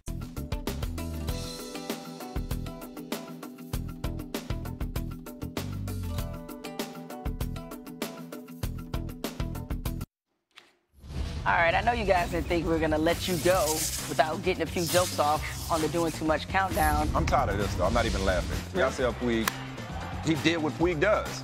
He posed for a home run against the Mets last night. Wilmer Flores, of course, didn't appreciate it. Sensitive. Also didn't appreciate Puig yelling a certain profanity at him as he was rounding the bases. I don't think he knows what having respect for the game is. And, you know, we're playing horrible right now. We don't know. What did he say back to you? He said, yeah. Well, that's the next evolution of flipping people off. But no, I'm so sick of this conversation. Even the NFL is loosening up. Right. Like, just that's part of his Baseball game, big game, players to need stop. to get over themselves. And like, okay, you lecturing him. He's really going to change his mind? No, Come on now. that's not going to do it at all. It's not going to change. Look, if I could hit a baseball as far as Puig could, You'd admire I'd it, too. admire it. I'd take a picture of it, pose with it. I get off a hot take, I look at him like, that was smart. That's what I do all the time. You never hesitate to compliment yourself. I know who will. Tom Brady. Maybe he's looking for a new offensive line here in Tokyo. So him versus... You didn't write that. I did. You didn't write I did. That's all I'm saying. That's all I'm saying. Trying his hardest. Oh, man. Living his best life. He's serious about this Asian football thing, huh? Yeah, he is. He's over there. Wait, is that combine Tom Brady or current Tom Brady? See, this is current Tom Brady. And I'm glad you brought up combine Tom Brady. Look, I know my man is into health and he's eating all the right things. 5 rings and millions of yards. But does his body actually look that much different? I'm not one to talk. I told you, I have on the shirt when I'm a Do you, Tom? Chiefs doing too much with their firing approach here. So Andy Reid gets a contract extension today, but they also fired general manager John Dorsey, who, of course, fired Jeremy Maclin over voicemail. So is this like next level karma? I guess. It just traded up for the quarterback. So in the draft. So this is crazy. So you fire somebody over voicemail, and karma decides that you get fired after the draft, before camp. We did a podcast about this, and X is texting you like KD's X did him. Check it out on the ESPN Listen tab. Work that OG podcast. Game, Mike. Shameless, right? J.R. Smith, change your password for real. He said his Facebook was hacked after posting goodbye Cavs. Had the nerve to tweet, I don't know what's going on with social media, but this is crazy. I'm not leaving the Cavs. Somebody's out to get him. Somebody's out to destroy him. His password is password. What's the password? What? The password is what? That must be his password, for real. Of course, remember when he said he was hacked after saying Cavs in 7? Because he was. Like, no, why would he say Cavs in 7? There'd have been some hashtag. So, I know it's JR. They had access to J.R. Smith. They're not going for the money. They targeted JR. Twitter. He's being targeted, a conspiracy theory. Whatever. Password might be Henny. I don't know. got two sexies on me, and you come over and you say what? If you say so. We have no. What do you see? That's where it first started. So he was sleeping at the workout and sleeping on the subway. He likes to get his nap in. Stephen A., what you think of what Phil Jackson is doing, homie? His very first move as the executive was to sign Lamar Odom, who was on crack. Who was on crack? Knicks fans. Like, I feel your pain. Knicks fans probably want to do drugs right about now. They all want to do crack. They want to drink a Something.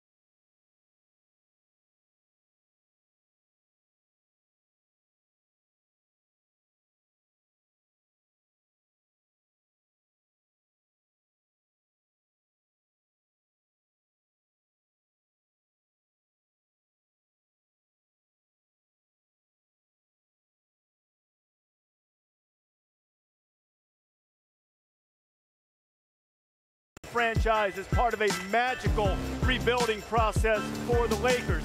This is the guy who's going to be the cornerstone and the finishing touch, they hope, in Philadelphia when the process turns into payoff.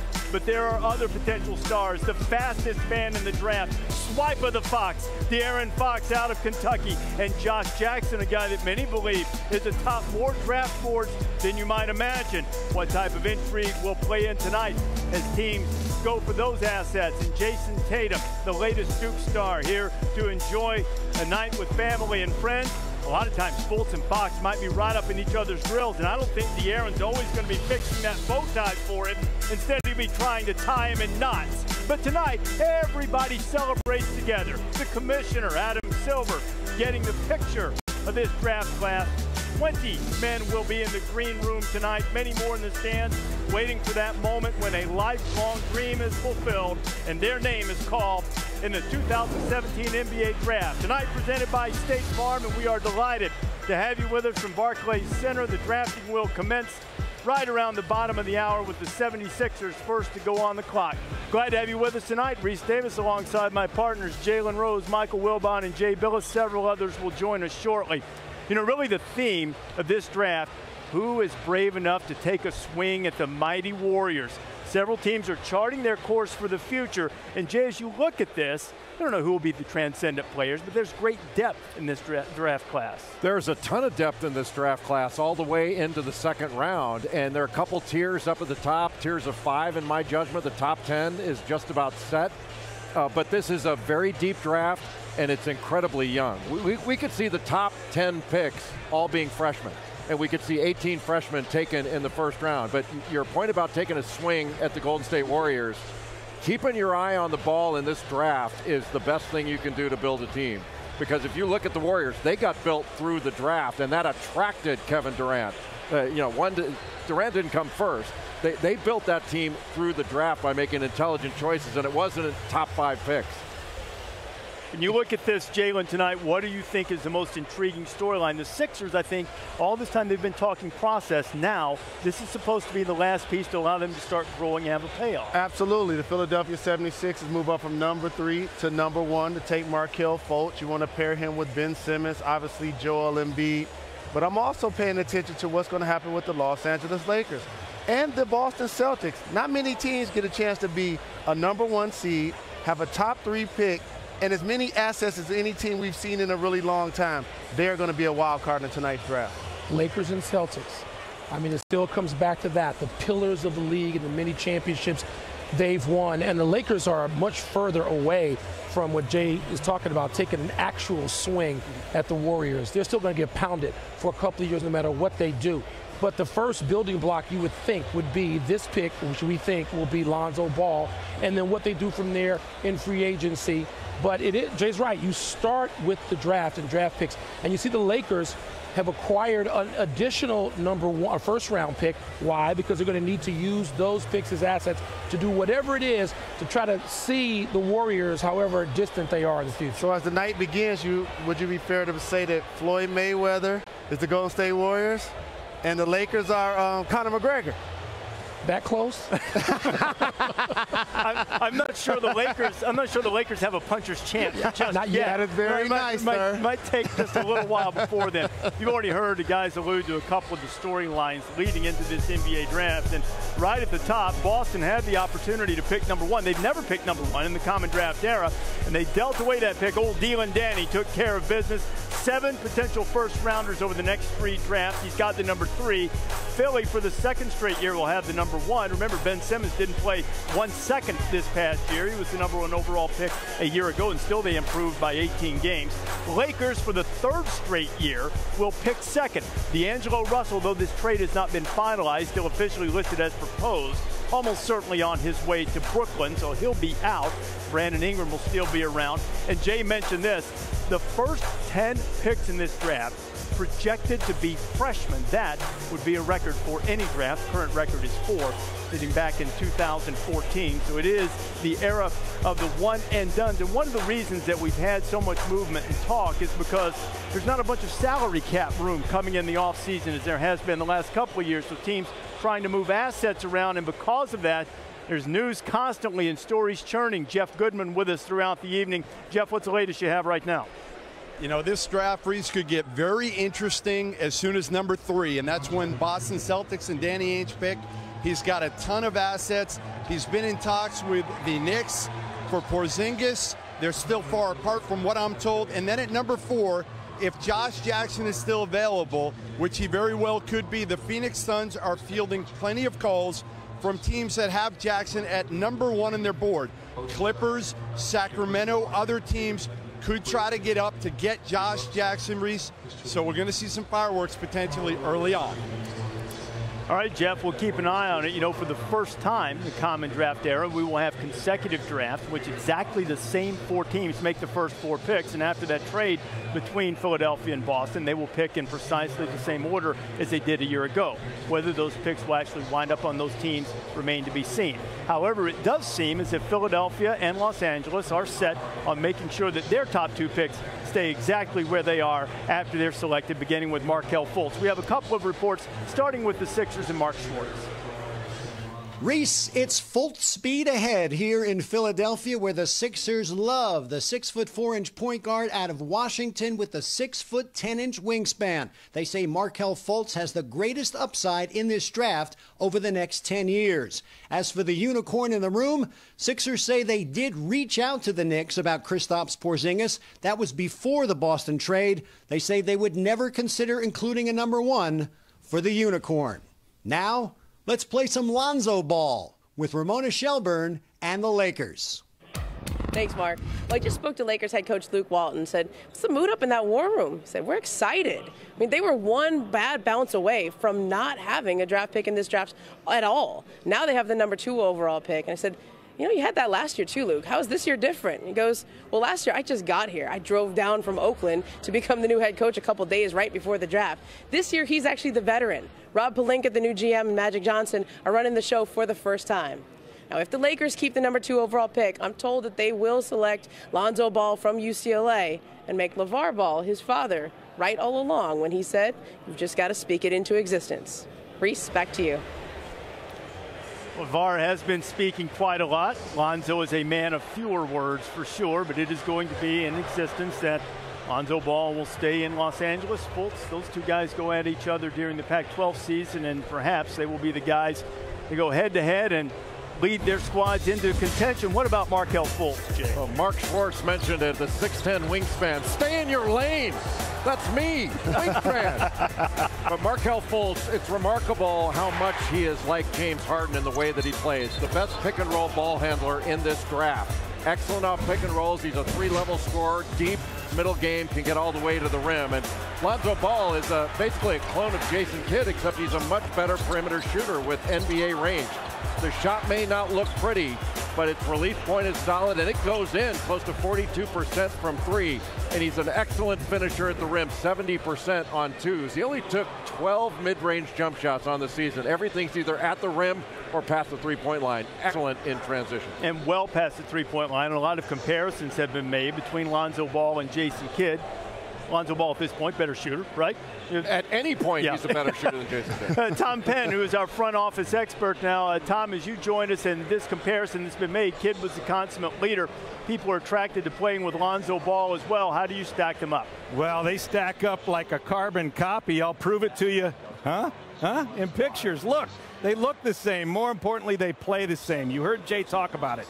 In transition, get to the rim and finish. 1992, look at Jason Kidd do it. Now watch present day, a little faster, furious to the rim, nice finish. How about the ability to create offense by attacking the rim? Jason Kidd, that big size, get to the rim, easy buckets. Same thing right here. He can see over everybody, get in there, create layups. Now how about the half court? You got to create half court offense as a point guard. On time, on target, in the post delivery. You're going to see a whole lot of the same things with a 24-second shot clock with this kid. And then how about that ability to shoot it? Jay just said it.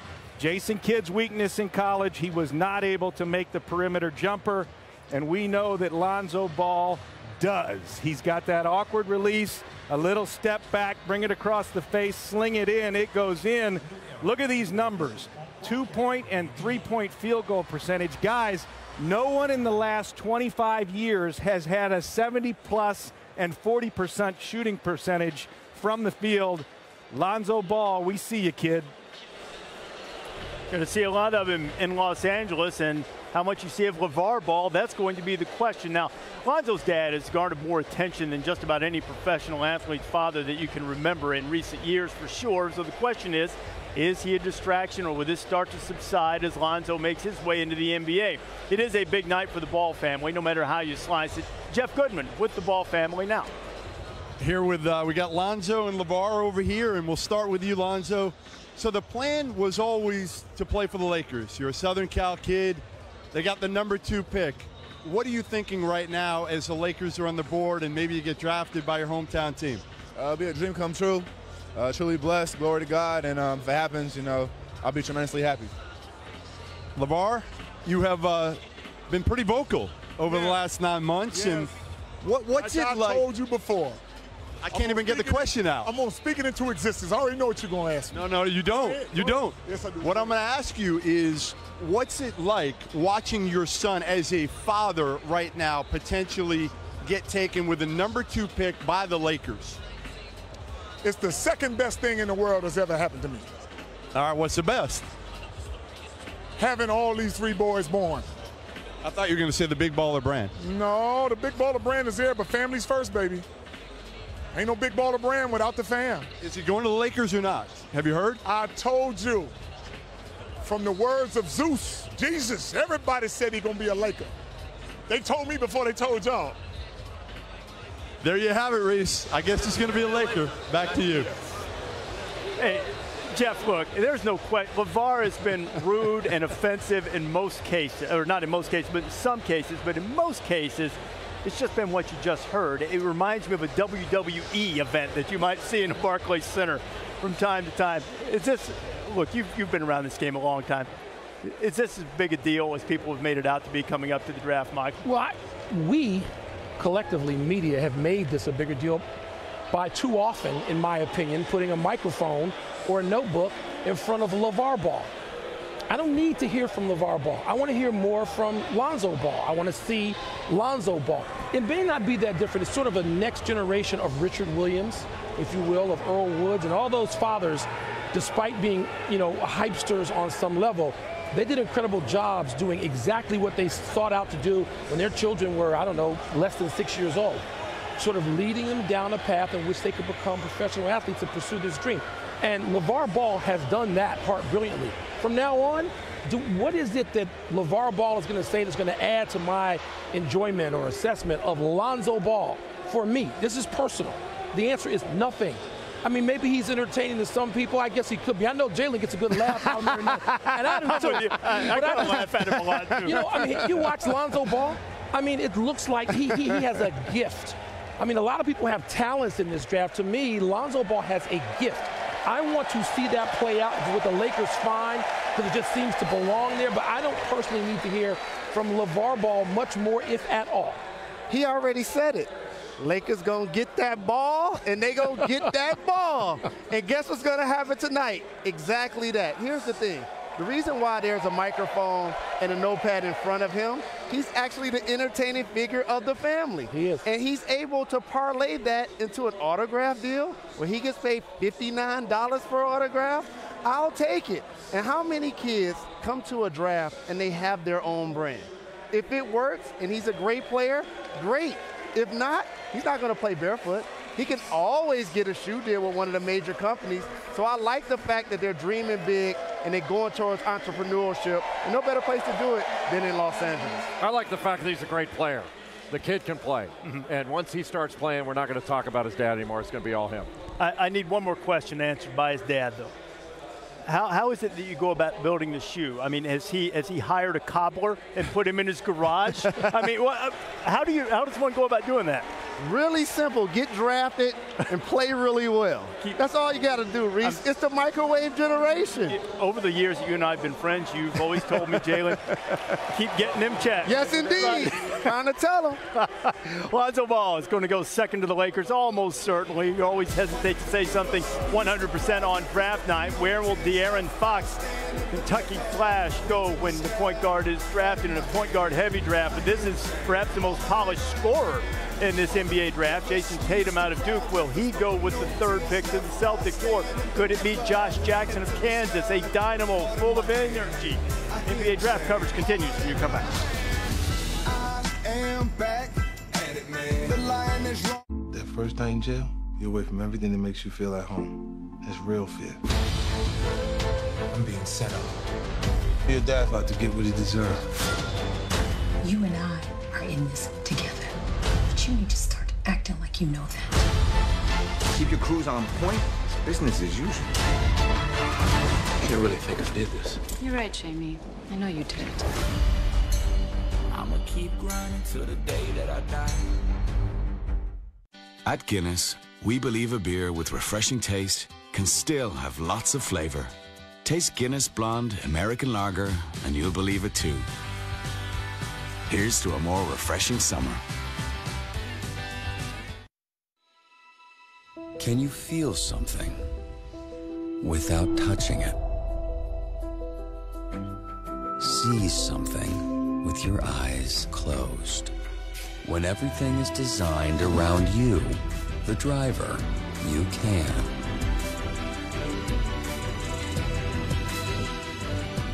The new Mazda 3.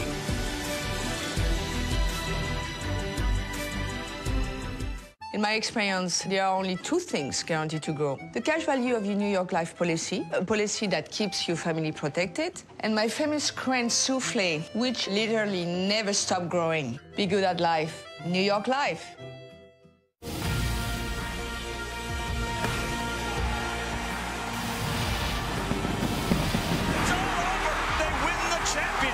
The College World Series, Louisville TCU, tonight at 8 on ESPN2.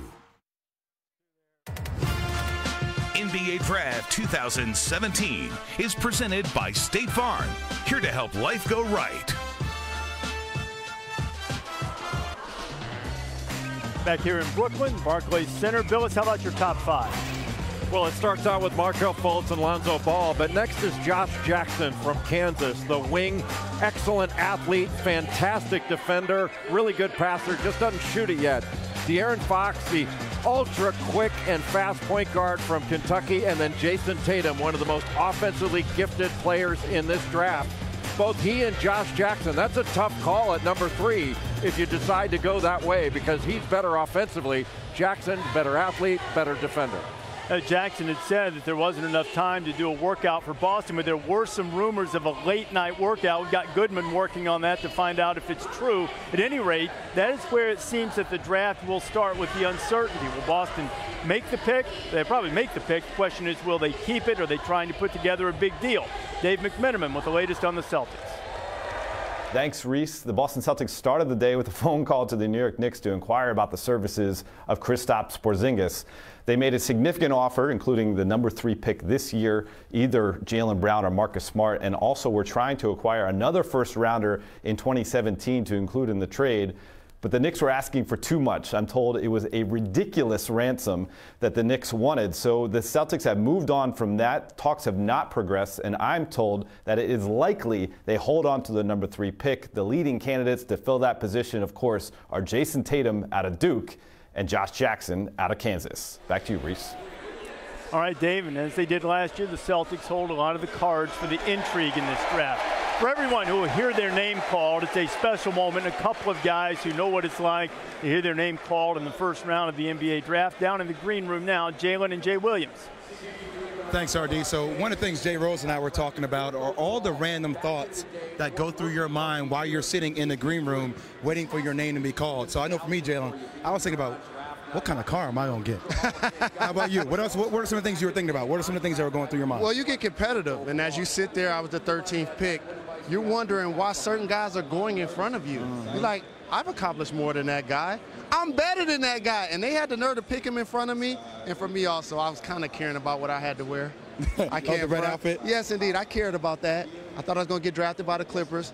But imagine if I got drafted by the Sonics. I had a lime green suit to wear that night, too. Thank God you didn't do that. You know, something else I was thinking about, too, Jay, is for me, it wasn't just me making it. I think for everybody at home, when you see these kids and you see how happy they are, it's not just about the kids. Yes. It's we made it. Yes. Like, my whole family made it that night. Jay Rose's whole family made it that night. Speaking of random things about going through your head, hey, De'Aaron Fox, come over here for a second. He got a nice watch, though. De'Aaron, you going to show him the watch? I want everybody to see the watch. Cleaner than the boy to hell. How things have changed. You know what I'm saying? All right, so what are some of the random thoughts that are going through your mind right now, D? Man, who's the first person I get to play against? Ooh, what else you got? How my watch look? Honestly, that's probably the most exciting thing. That's the most exciting I am for anything. The watch right now. When people project Lonzo Ball to go ahead of you, how does that make you feel, considering you won that head-to-head matchup? I'm fine. Like I said, I mean, we're cool with each other, but we're gonna play each other in the NBA, so it doesn't really matter who goes first. All right, RD. So I got to ask him a question. All right.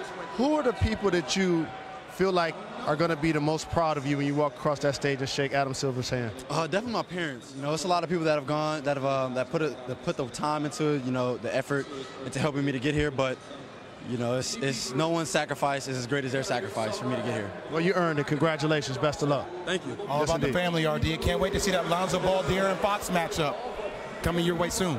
You're right about that, Jay Will. You know what? De'Aaron's parents have raised such a fine young man. The story of him befriending a high school classmate who had cerebral palsy, was a big Kentucky fan during his recruitment, really speaks to De'Aaron's character. Now, Fox is going to hear his name called very early in this draft. Perhaps you wonder what goes on behind that big draft board. A little while ago, Allison Williams caught up with NBA Commissioner Adam Silver.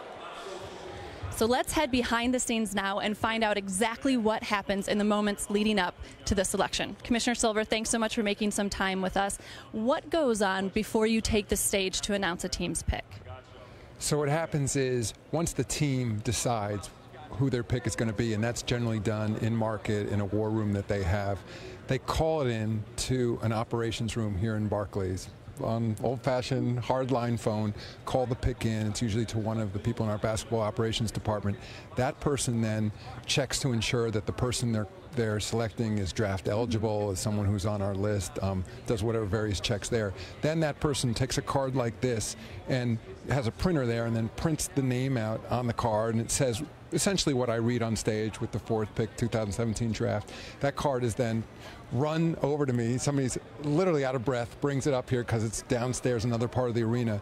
I then take the card and we check here with my colleagues on this draft choice board here just to make sure everything's in order. So they've been filling in the names as we go. So to confirm it's 5th pick, the 5th pick is the next pick here. Right. And then, you know, if there's a case of issue of pronunciation where, you know, it may be a name that isn't clear or obvious to me, somebody will go over it with me once or twice fairly quickly, because then your network is waiting for me to get out there, and then I take it and I walk right that way, turn the corner, and voila, there's the stage. How much time do you have to look over the card before you take the stage? Is it ever a bit rushed, or does it just vary on how soon the pick comes in? It's fairly rushed. It's, you know, about probably half a minute or so where we're doing it. Sometimes, you know, as the draft goes on, occasionally there'll be a trade that we have to announce, and sometimes I'll get a hold from somebody because they're not sure exactly what's going on, or they may be still talking to a team about a trade, and they'll be telling me, wait, go out and announce the trade at the same time. But it all happens fairly quickly. Commissioner Silver, thank you so much for your time and for a little peek behind the scenes here at the Barclays Center. Reese. Allison, if the commish needs extra time to go over a pronunciation, I got plenty of dudes that can fill airtime up here sitting beside me. Hey, who would that be? Oh, not you, Billy. The next drama continues. Will Kristaps still be a Knick by the end of the night?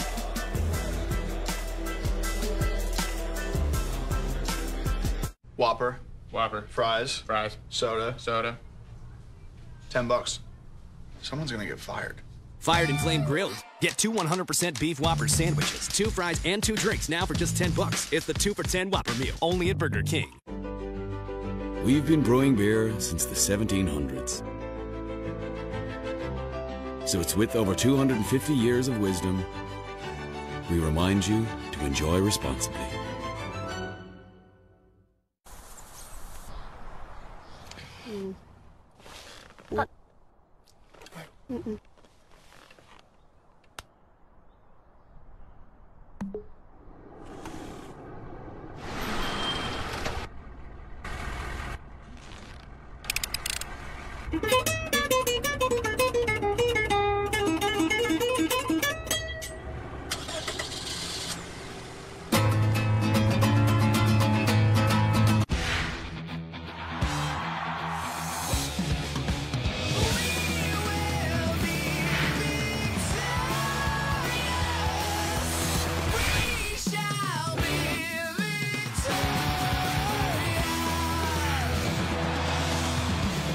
Don't miss any. Oh, snap. Every truck guy has their own way of conveying powerful. Yeah, boy. Kind of looks like a monster coming to eat you. Holy smokes. That is awesome. Strong. You got the basic and you got the beefy. I just think it looks mean. Incredible. No way. Getting goosebumps. Get 17% below MSRP on all Silverado 1500 LT pickups in stock. That's over $8,100 on this Chevy Silverado. At one of your Central Florida Chevy dealers today.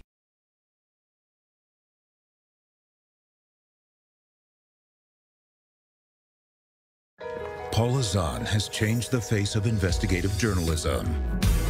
Every question was, did I kill my wife? What was your answer? Now on ID Go, watch over 200 episodes of On the Case with Paula Zahn anytime, anywhere. Did you ever lose hope?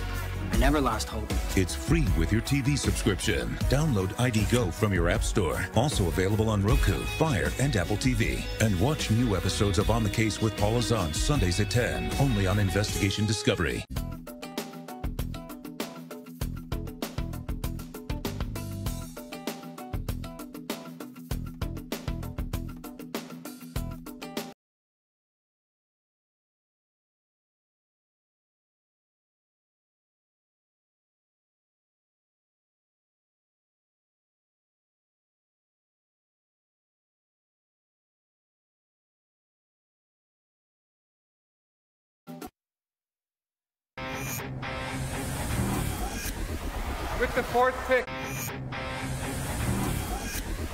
With the fourth pick in the 2015 NBA Draft, the New York Knicks select Kristaps Porzingis from Liepāja, Latvia.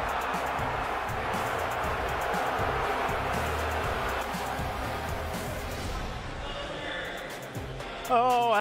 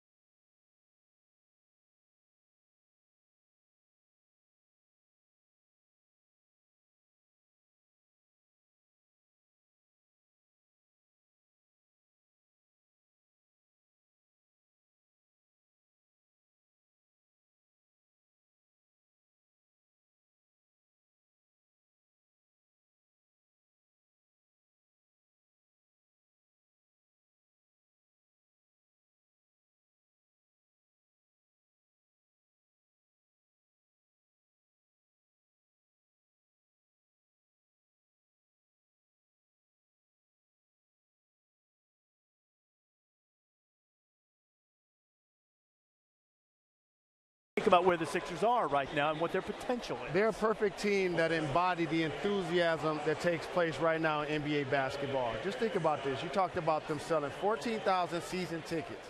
Joel Embiid has played 30 games. Ben Simmons has played no games. And obviously Fultz hasn't either. None of those players played in the NCAA tournament. But yet we understand that they have something special going on in Philadelphia. It's really a treat for their fans who suffered the last couple of years watching their basketball team try to get to this position. Let's see if it pays off. I think it will. More than the last couple. They've lost 250 out of their last 325 games. There's one thing that concerns me about them. Jalen, you're so right. They're selling promise. I would always hear you, toward the end of your career, credit my vets. I'm quoting you. Yes, indeed. Meaning Mark Jackson and Reggie Miller, if I'm not mistaken. Mm-hmm. Well, who are my vets for Fultz and for Simmons and Saric and Okafor and Embiid? Who are my vets besides Gerald Henderson? At some point, you've got to direct all of this youthful talent and exuberance and veteran players. Isn't that the way you do it in the NBA almost as much as coaching? Absolutely, no question about it. And the thing is, they teach them how to be professionals, not only on the floor, but off the floor as well. And that's really the key is Philadelphia's got to build a culture of winning right now. And when you have so many young players, and you mentioned, their last two players, if they take Fultz, haven't played the NCAA tournament. Now, Embiid would have. He was hurt. I mean, he's playing for Kansas. He would have played in the tournament.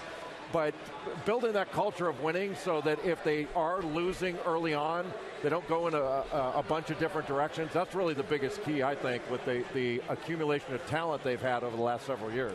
Fultz's team at Washington won just 9 games. That's the worst record for any #1 overall pick, if he is indeed it, since LaRue Martin in 1972. Let's now go to the commissioner, Adam Silver.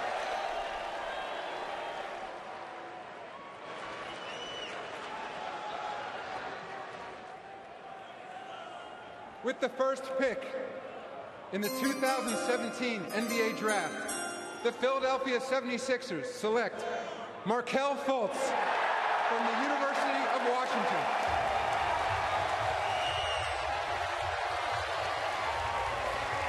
The moment for Markelle Fultz, who was on the junior varsity at DeMatha Catholic until his junior season in high school.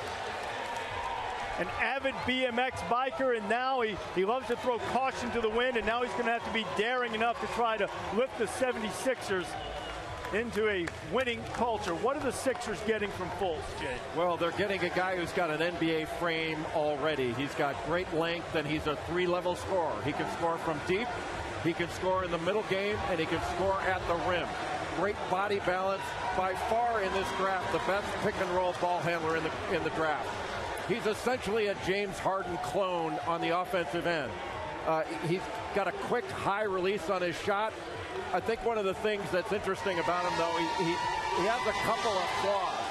One, he floats on defense. He is not a great defensive player yet, although he should be really good. He has some LeBron-type blocks where he chases guys down from behind. But to have a guy like this where offensively he's really got no holes in his game, he's a multi-dimensional scorer that once he comes off a pick and roll, he's got great pace with it. He can change speeds, change direction, an excellent finisher around the basket.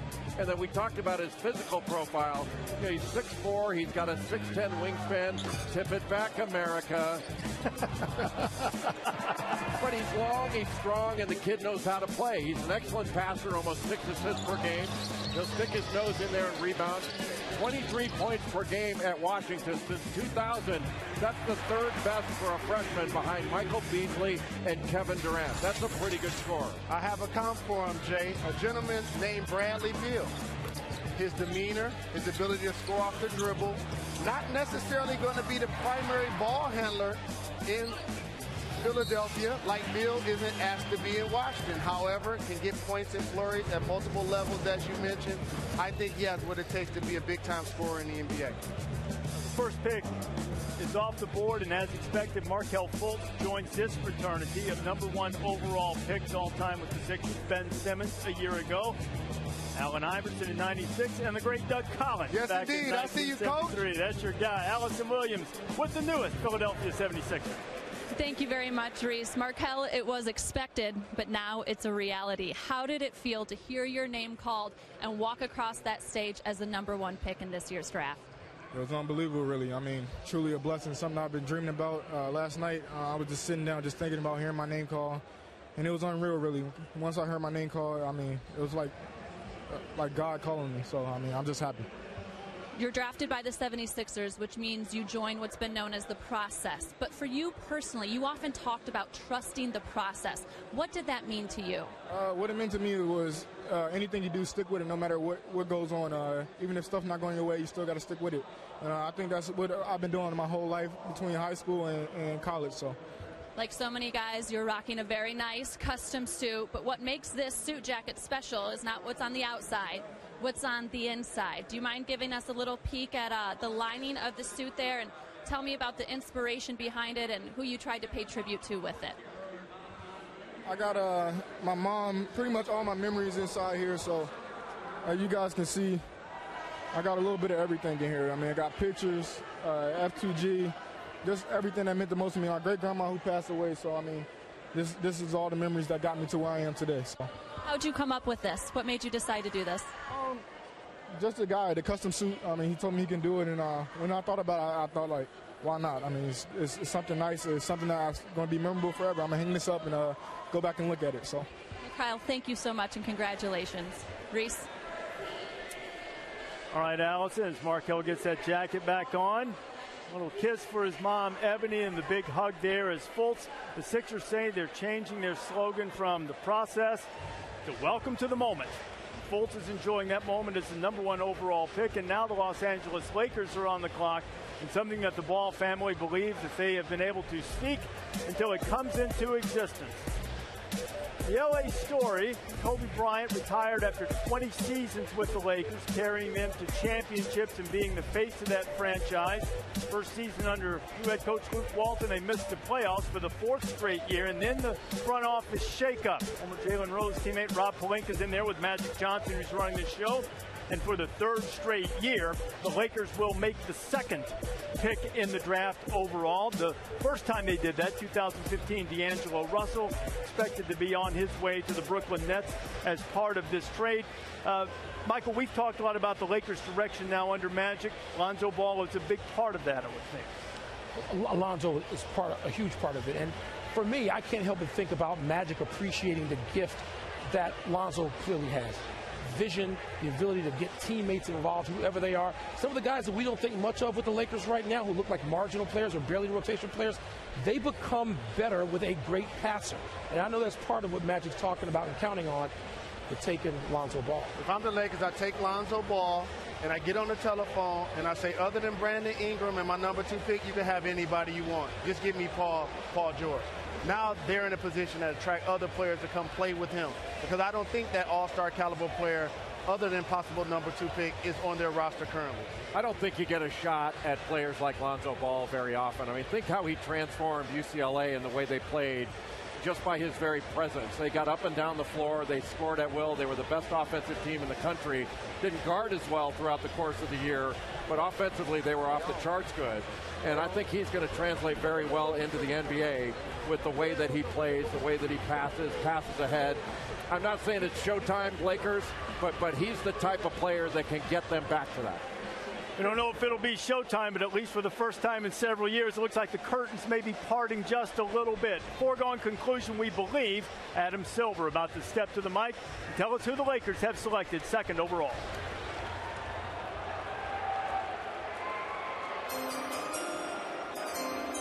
With the 2nd pick in the 2017 NBA Draft, the Los Angeles Lakers select Lonzo Ball from UCLA.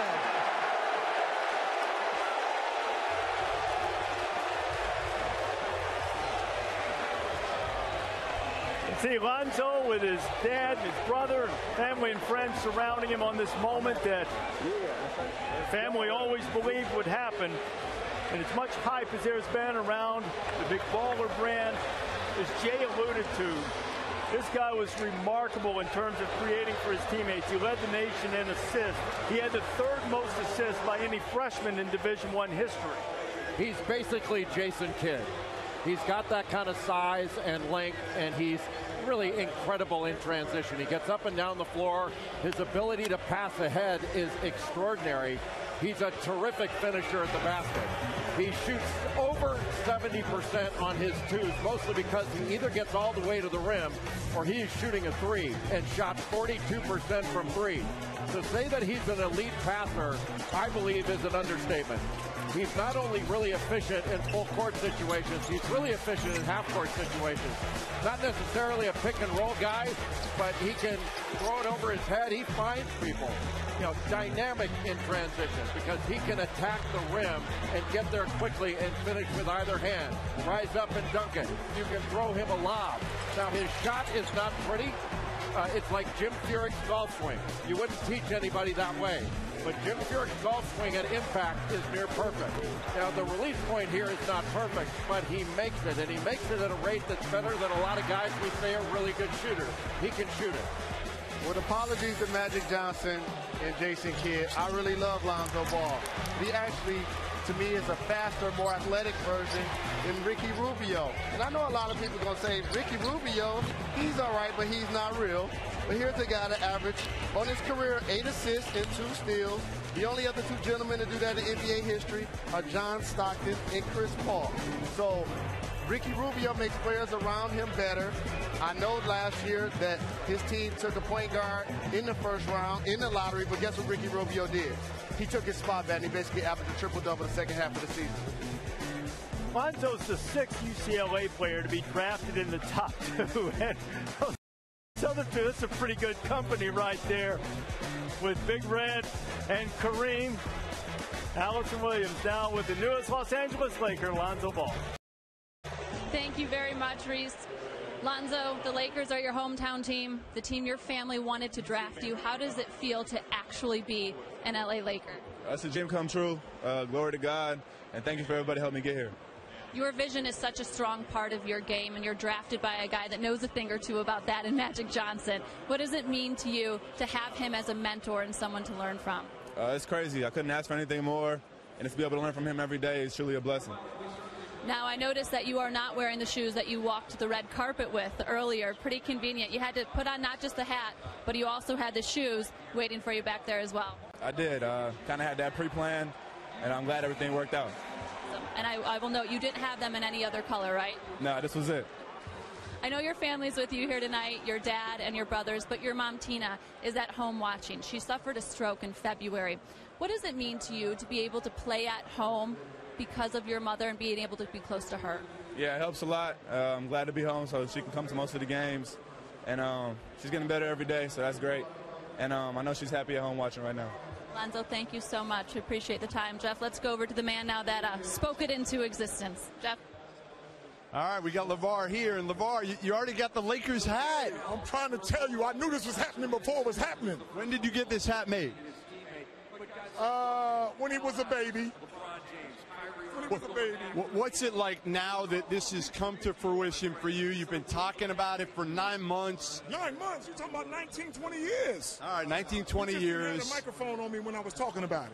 What's it like right now that he is an LA Laker? It's a wonderful feeling. But I already knew what was coming to him. I got 2 more boys. I got to come do the same thing 2 more years. So you're going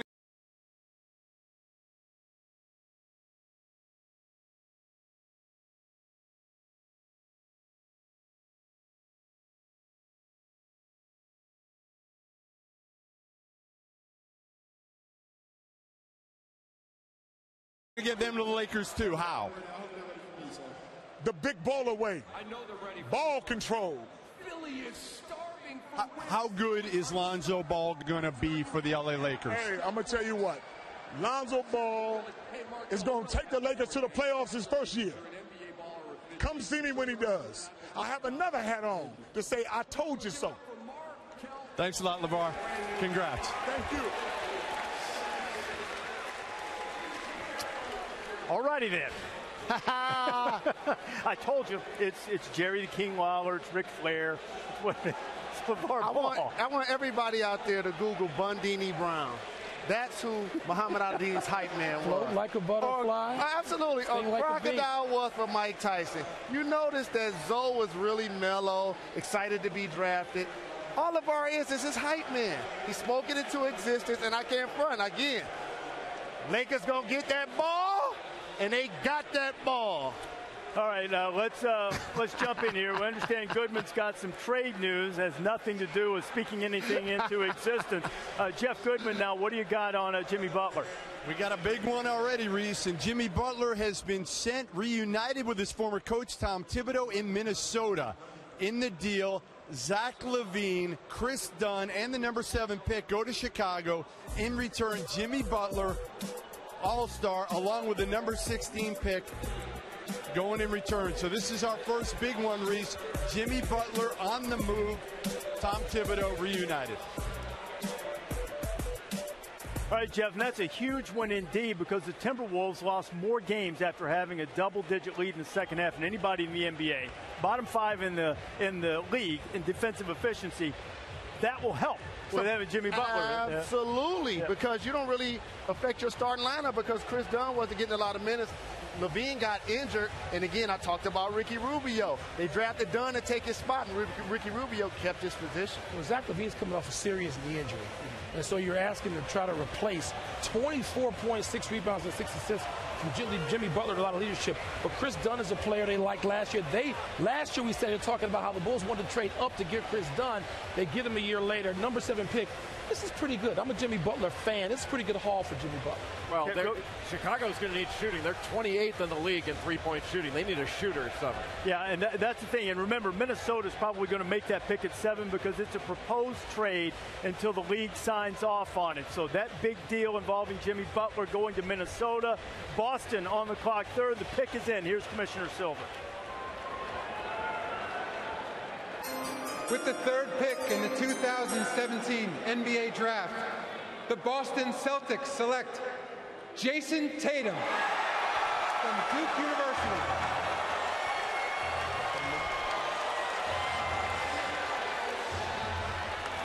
This is the 4th straight year a Blue Devil has been selected in the top 3 as Jason Tatum follows suit behind Jabari Parker and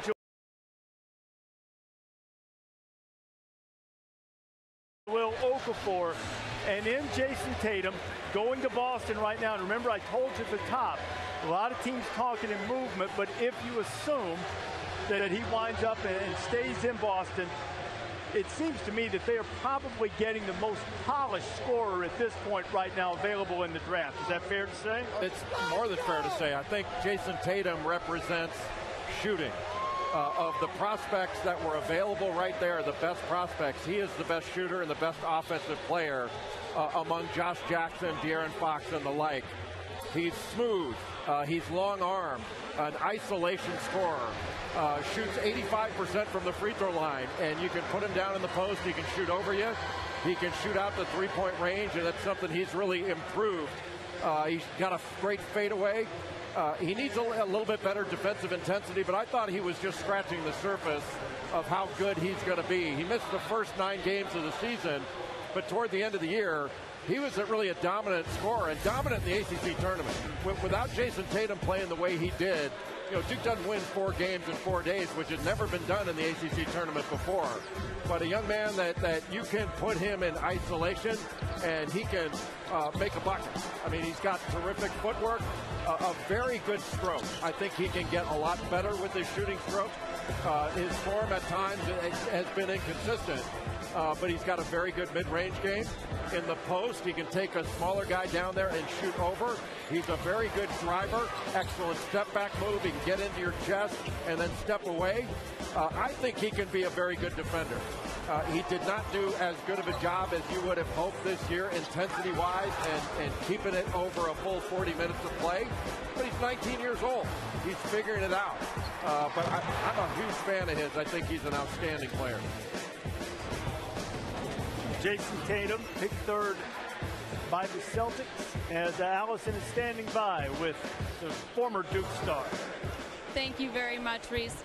Jason, you told me you haven't slept the last couple nights. How are you feeling now that you have officially been drafted by the Celtics? It's an incredible feeling. I got to give honor to God to be in this position. The feeling is just everything I wish for and more. I'm trying not to cry right now, but I'm so happy. A lot of emotions, and I know this is special for you because your mom, Brandy, was one of the first people you hugged. She raised you as a single mother, did everything she could to put you in the best situations possible. As you look back at growing up with her and some of the hardships the two of you have been through, what does this night mean to you and to her? I know it's the best night ever, especially for me and my mom, everything we've been through. And then, for my dad to be here and my grandparents, friends and family, and everybody back home in St. Louis watching and at Duke, I know they're happy for me. People always have big plans for when they get drafted, but what are your plans to do to help other single mothers once you get that paycheck? I would love to, help single mothers out, that are in school or working, for a year or two and just help, pay for bills and utilities, just be a blessing to, have that less, burden taken off their shoulders. Jason, thank you so much. Congratulations. Let's go over to your very proud mama standing by with Jay Will. Thanks, Allison. I'm here with Brandy. Brandy, congratulations first off. And I said at the beginning of the draft, when a player gets drafted, he just doesn't make it. The family makes it. What's the journey been like for Jason to get here?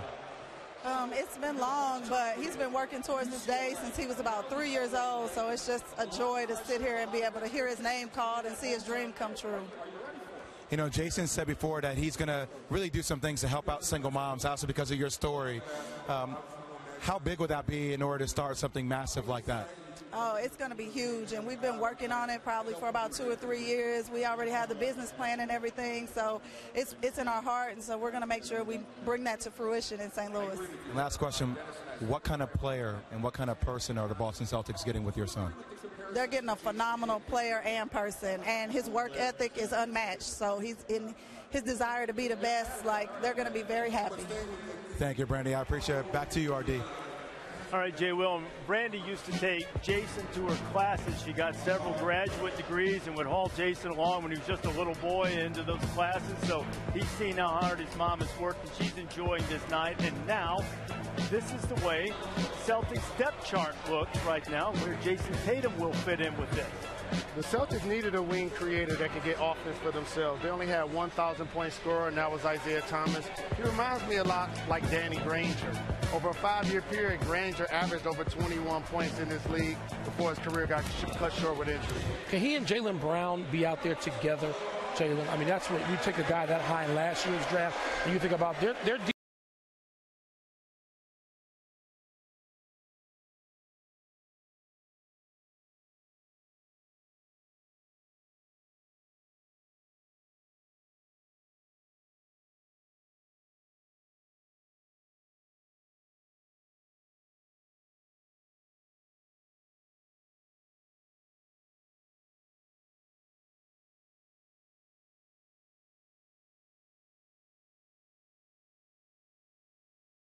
dealing with Cleveland now. Everything is directed toward the Cavaliers. You see those guys playing together. I do. I think this is why you take Tatum as opposed to Josh Jackson, because he and Jaylen Brown are a lot more similar, but you want Tatum to give you offense, especially in isolation situations.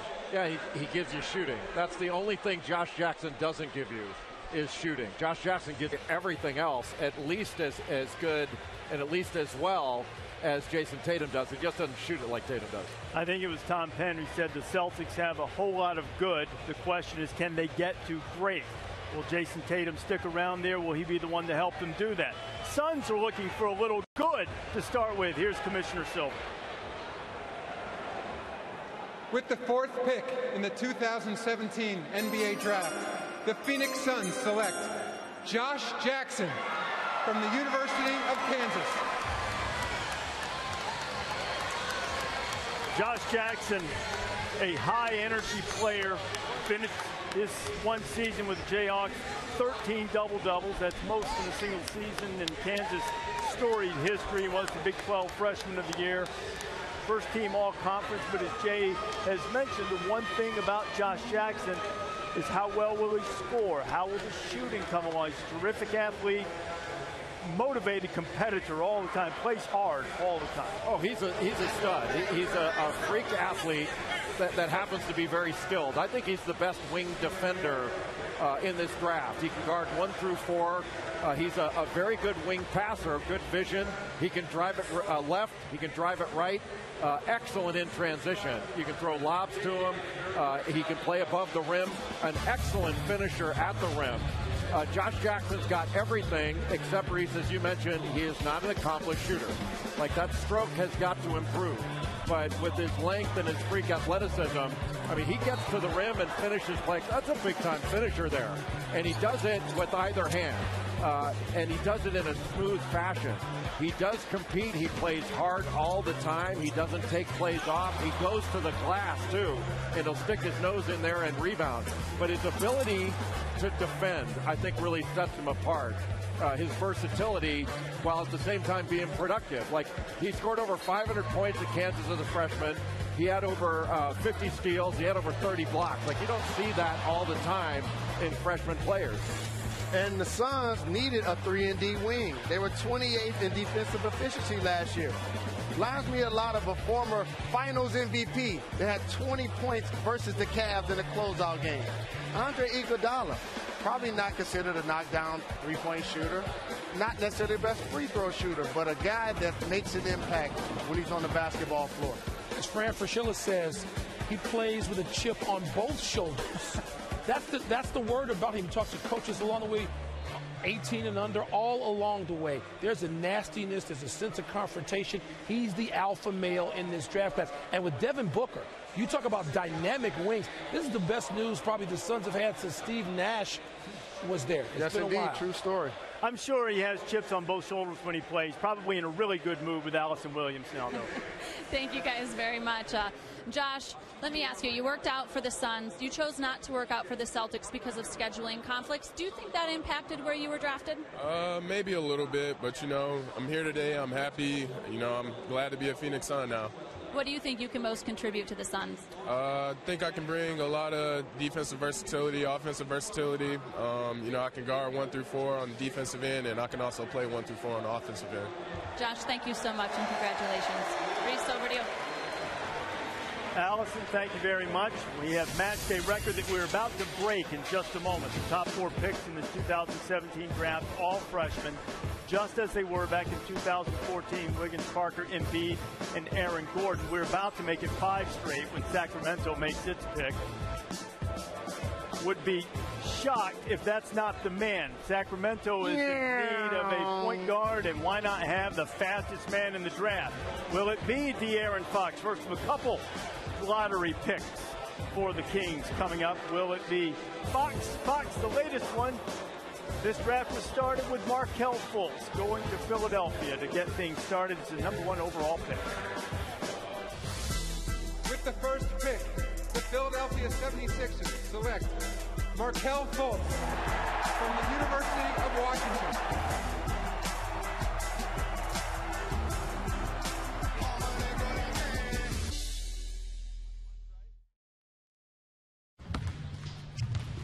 Woo! Drilled that. Nailed it. Yeah, it's probably enough for today. State Farm knows that for every one of those moments, there's one of these. Whoa, you drilled that? Nailed it.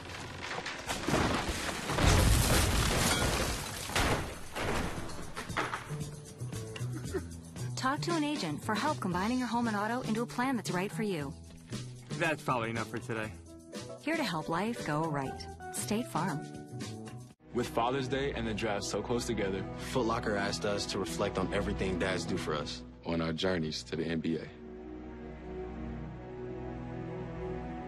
Dads are special. So many memories. All those games of one-on-one in the driveway where he let me win. Just never missing a game. Of course, there's that big day when your dad berates your high school coach in front of an entire crowd for not getting you enough touches.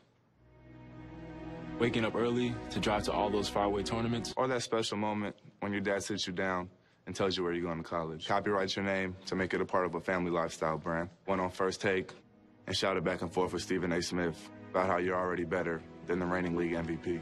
All those interviews from the stands during college games, the public spats with the all-time greats, soundbite after soundbite to the national media, and then tells 29 out of 30 teams to not bother drafting you. And fishing. We went fishing a lot.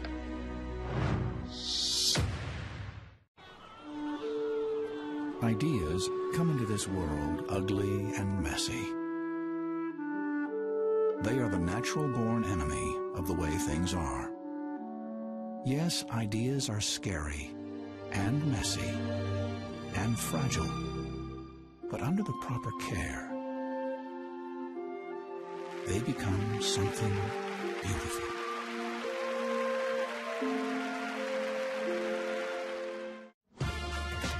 NBA Draft 2017 is presented by State Farm, here to help life go right. And in part by New Era, the official headwear provider of the NBA. And Detroit, from the writer and director of The Hurt Locker and Zero Dark 30, in theaters August 4th. The Kings about to make their pick. The reason they're picking fifth, the result, the 76ers Kings deal. Sixers exercised their right to swap picks. Sixers went third. Now the Kings going fifth. Here's Adam Silver.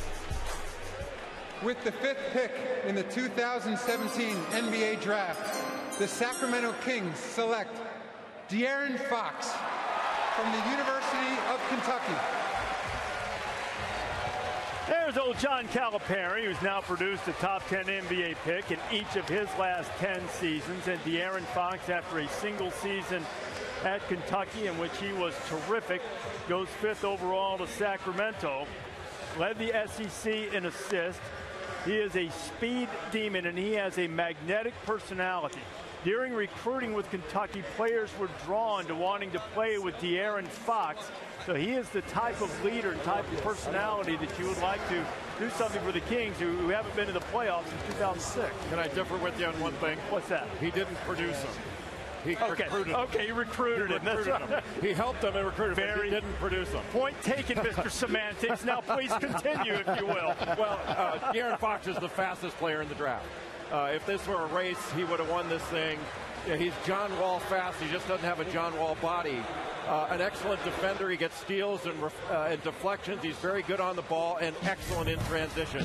He's the number 2 transition scorer in this draft. Number 1 was Malik Monk. 6 points a game scoring in transition. Malik Monk, 6 points a game. Just elite speed in the open floor and excellent quickness, and also a very good finisher. Led the Southeastern Conference in both assists and assists per game, even had a triple-double against Arizona State in the Bahamas. He's a very good passer. You know, he's right-handed naturally, but he plays and shoots as a lefty. But an excellent passer, finds people in transition, and he's unafraid. The one thing he's got to improve upon, he's got not only defensive potential, he's an excellent defender right now. He doesn't have that freak length that a lot of players have in this draft, and he's not exceptionally tall, but he can really play. But he needs to improve his shooting. Only shot 24% from three-point range, although he shot it better toward the end of the year. I agree with you, Jay. Us lefties, we can be unorthodox. I'm pretty sure you like your fellow Chi-Towner right there, Michael Wilbon. The most famous lefty I know, the former commander-in-chief. Had to give a shout to the lefties. Again, he has John Wall speed, as you mentioned, but you said he's right naturally and shoots lefty, like Michael Conley with the Memphis Grizzlies, who had a big-time season this year. I anticipate he's going to continue to get better. I love De'Aaron Fox as a basketball player. And we've never seen this before. 5 freshmen selected to start an NBA draft. De'Aaron Fox being the latest. We will likely continue that trend with the Orlando Magic on the clock. Right now, De'Aaron Fox is with Allison. Thank you very much, De'Aaron. You are the 5th straight freshman drafted tonight, and I know some of these guys you've known since 3rd grade. What has it been like to share this experience with all of them? It's been extremely gratifying. You know, I've known Jason since you said since the 4th grade, and man, I'm speechless right now. You know, we're living out our dreams together. What are the emotions you're feeling on this night? I know it's got to be one of the biggest nights of your life. I can't even describe it. Like I said, I mean, I'm extremely happy. You know, I'm finally where I wanted to be. But you know, like they've said all week, you know, the work's just beginning. How do you think your speed will translate to the next level? Well, you know, a lot of the comparisons are John Wall, and you saw how he was competing and how he was playing in the playoffs. So if I'm able to use my speed the way he was, then I mean, speed kills, and you can't really teach it. De'Aaron, you're my vote for best dressed. Real quick, though, show off the inside lining of your jacket, which folks haven't gotten to see yet. So it's breast cancer signs, and my mom's actually a 21-year breast cancer survivor, so that's just something for her. I love it. De'Aaron, thank you so much. Congratulations to you and your family. And so it's actually me, JCPenney actually partnered with me, with Malik and I, to design these suits. And I feel like I won best dress and best shoes. So if you get the shoes in the picture, make sure you get the shoes. He is a pro. He's already, getting props to his sponsors in. It's like he's done this before. I feel like I won. You got my vote. See if your vote, guys. Do you love the shoes? Not bad. Magnetic guy. We spent some time with him at the NBA Draft Combine back in Chicago a month or so ago, and you see the moment he's sharing with John Calipari, who, as Bilas so artfully pointed out, did not produce De'Aaron Fox. He merely recruited him. None of them produce a lottery. All right. You know what I mean. What NBA coach produces the most All-Stars? The one who has the Warriors, Steve Kerr. The ones who draft them. Yeah, that's right. Orlando's on the clock right now, by the way, and they've finished last 5 straight years. Mike, we've talked a lot about this. We've set the record now with 5 straight freshmen. Going to be a lot more freshmen selected, probably a record number in the first round. What does it signal to? First of all, it's going to be signaling the end of this process. I mean, we talked about this last night in our pre-draft show, Reese. The league is going to do something different here. Adam Silver has come out and said this isn't working, meaning one and done, for either college basketball or the NBA. We're talking about performance now, nothing else. Not salaries, not getting to free agency more quickly, none of the business aspects, just performance. And so, look, the best players now, they're advised. They know they're the best players. They're playing against the same group of people. We just heard him say since 3rd grade. They know who the best players are. The question is, for the business of both college basketball and pro basketball, what's going to happen going forward? Whether we agree or not, it seems like it's going to be 2 years. So I don't know how much longer we're going to be talking about freshmen dominating the NBA draft. Well, they might not dominate the NBA draft, but they'll probably wind up more of them going to the D-League as D-League salaries go up, 2-way contracts, all that stuff. You're still going to see young players leaving college if college doesn't address the compensation issue. By the way, Jay, what about Europe and Australia? We got that a couple of times tonight. Do you see that as a viable alternative as going to the D-League or the G-League now? Not for the masses, because I don't think many 18, 19-year-old kids want to live overseas just for a year. And then overseas teams don't want the guys just for a year. They want to benefit them from them for longer, unless it's just for publicity. Now, if you have a couple of years, it might impact their desire. Terrence Ferguson's one who's been an advocate for that. On the clock right now, Orlando making the pick. They've got 4 picks in the top 35 selections of this draft. The Magic trying to rebuild things, get out of the cellar where they finished 5 straight years. Here's Adam Silver. With the 6th pick in the 2017 NBA Draft, the Orlando Magic select Jonathan Isaac from Florida State University. That'll be a pretty short move for Jonathan from Tallahassee down to Orlando. Athletic, skilled guy. You know, he grew 8 inches over the course of his high school career. Now, listen to me closely, especially you, Bilas. I'm not saying he's Anthony Davis. I'm not saying that. What I am saying is, being a smaller guy for a long time, growing up, learning how to play guard, and then getting tall later in his career, there are some similarities in that aspect in the skill set that he could potentially bring to Orlando. Did I cover my bases well enough for you did. there? I didn't mean to throw you off your game like this. You're very sensitive. The sensitive Reese Davis, but Jonathan Isaac, obviously you can see he is rail thin. I mean, I don't think he even weighs 210 pounds right now, but he is very skilled, and he's a fluid shooter and a very mobile athlete that runs with really long strides, and he's got defensive versatility. He can block shots. He's got the athletic ability to guard multiple positions when he gets into the NBA and gets a little bit stronger, and he does need to get stronger. He's got good form, a little bit of a slow release. He shot 42% from deep in February, only shot 17% from deep in March. I thought that was a really interesting finish that he had to the season. But his fluidity is really impressive. He can get up and down the floor. He can drive it. He's got a good feel for the game, and he's a great kid. And everybody get ready to take another drink. He's got ridiculous length. His arms go forever. 7'2" wingspan at 6'10", and he uses it very effectively. His shooting touch is very good. shoots from the mid-range, can stretch it out, but he's not consistent with it when he stretches it out. And that's the next step for him, is to be consistent with his shooting. And the base of his game, as you mentioned, Jay, is going to be all about defense, which reminds me of a former player that played most of his career with the Utah Jazz, AK-47, Andre Kirilenko, who was first team all-defense one time, second team twice, a super versatile wing that led the league in blocks at 6'9", 220 once in his career. That's the kind of defensive intensity they hope to get from Jonathan Isaac. And the former Seminole headed to the Magic, Jonathan Isaac with Allison Williams. Thank you very much, Reese. When you have hair that good, you hold the hat. You don't wear it. Jonathan, you were born not far from here in the Bronx, but you grew up in Naples. You played at Florida State. What does it mean to you to be drafted by a Florida team in Orlando? Man, it means everything. You know, maybe I would have loved to be drafted by a New York team so I could come home, but, you know, it is kind of home to me. I've been living in Florida for 9 years, so it feels great. So you'll play in Orlando. What have NBA teams and executives told you about your size when you get into the league? My size, you know, I definitely got to get stronger. You know, and that's the first thing I got to focus on. I'm going to gain weight with time, but, you know, the first thing is getting stronger. Jonathan, thank you so much. Congratulations. Reese? Allison, Jonathan, thank you very much. Isaac, the third Seminole, all-time to be drafted in the top 10. George McCloud, Dave Cowens, the other. Now, Timberwolves are on the clock right now, but this is going to be a selection for the Bulls. The Bulls and Timberwolves, Jeff Goodman told us earlier, this is the proposed trade. A huge one that would reunite Jimmy Butler with Tom Thibodeau, who's now coaching the Timberwolves. They need a little experience. They need some defensive upgrades.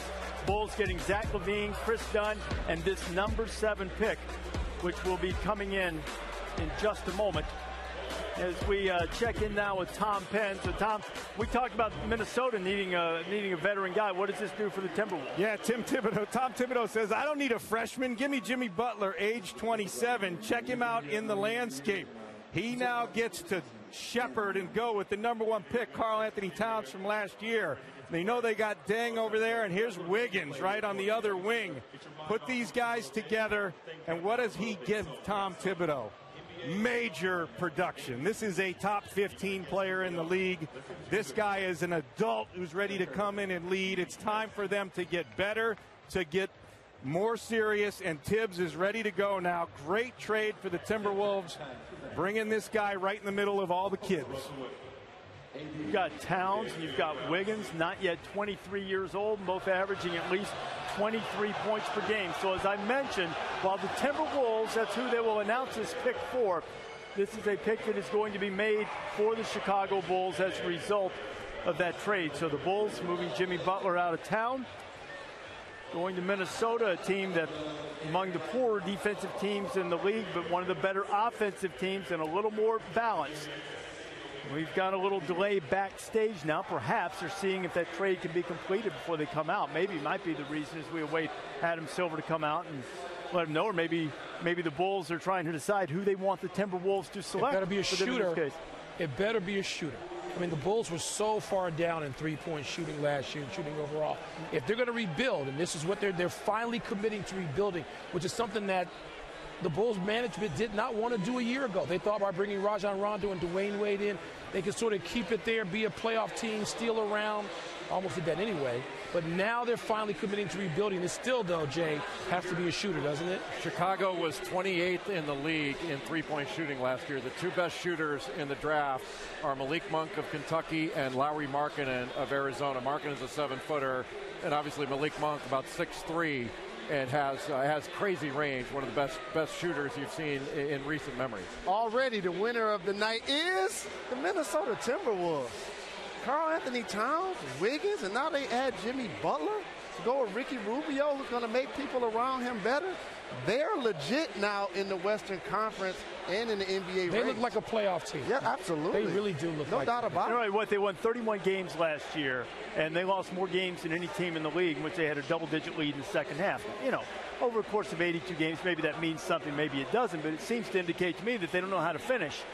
more they play, the more they'll be able to finish some of those games. And two-way players. Ricky Rubio has quick hands. We know Wiggins can get after it, guard multiple positions. Jimmy Butler can be a defender as well. And obviously Karl Anthony Towns rebounds the basketball, gets blocks.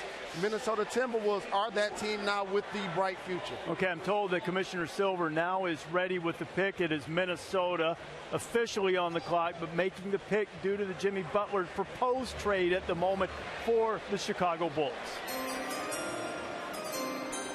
With the 7th pick in the 2017 NBA Draft, the Minnesota Timberwolves select Lauri Markkanen from Jyväskylä, Finland, and the University of Arizona.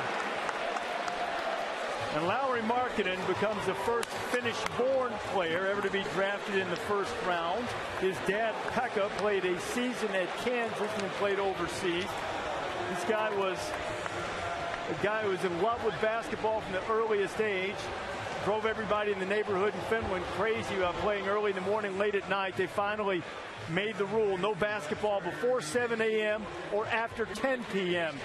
Terrific shooter, big guys you mentioned, Jay. What will the Bulls eventually be getting? They are getting a fabulous Finn, who is the best shooting big man in the draft. He's got a high, quick release. He's a pick and pop terror. He averaged over a point per possession in 11 different offensive categories and 1.2 points per possession in pick and pop. That is outstanding. Very skilled. He can drive it. He had 69 three-point field goals this year. That's the most by a 7-footer in 20 years. That quick release makes him really hard to deal with, and it's a high release. He's not a shot blocker, but he knocks free throws down at 83%. One thing he's got to do is be very careful when he is driving in Finland, because Finland on speeding tickets, they calculate the fine based on annual income. His fines are going to go way up. He's making a lot of money now. That is very nice. He's a much better ball handler than the guy I'm comping him to, but he's not really going to be a stretch 4, but more of a stretch 5. How about another Wildcat, Channing Frye, who also has a quick release, has done a really good job over his career, knocking down three-point shots at a high clip at 39%. So I liken Markkanen to Channing Frye. Markkanen selected by the Timberwolves. This would be part of the proposed trade to the Bulls, in which Jimmy Butler would be headed to Minnesota. And so now the team on the clock, the New York Knicks, with the 8th overall pick. And man, oh man, have they been full of headlines in a season of drama for a team that really hasn't played very well. Derrick Rose had a little disappearing act. Phil Jackson took to Twitter about Carmelo. Oakley rumbling all over the place. Joakim Noah suspended. And then the Zen Master trying to push Carmelo out, telling him it's time to move on.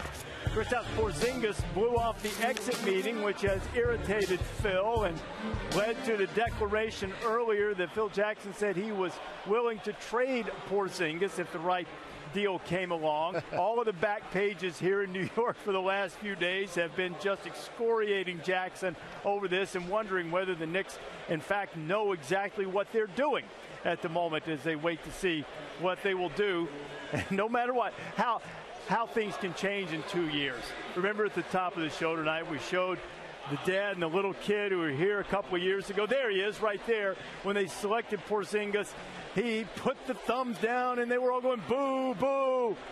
And now look whose jersey he's wearing. But nothing's changed. The Knicks are irrelevant.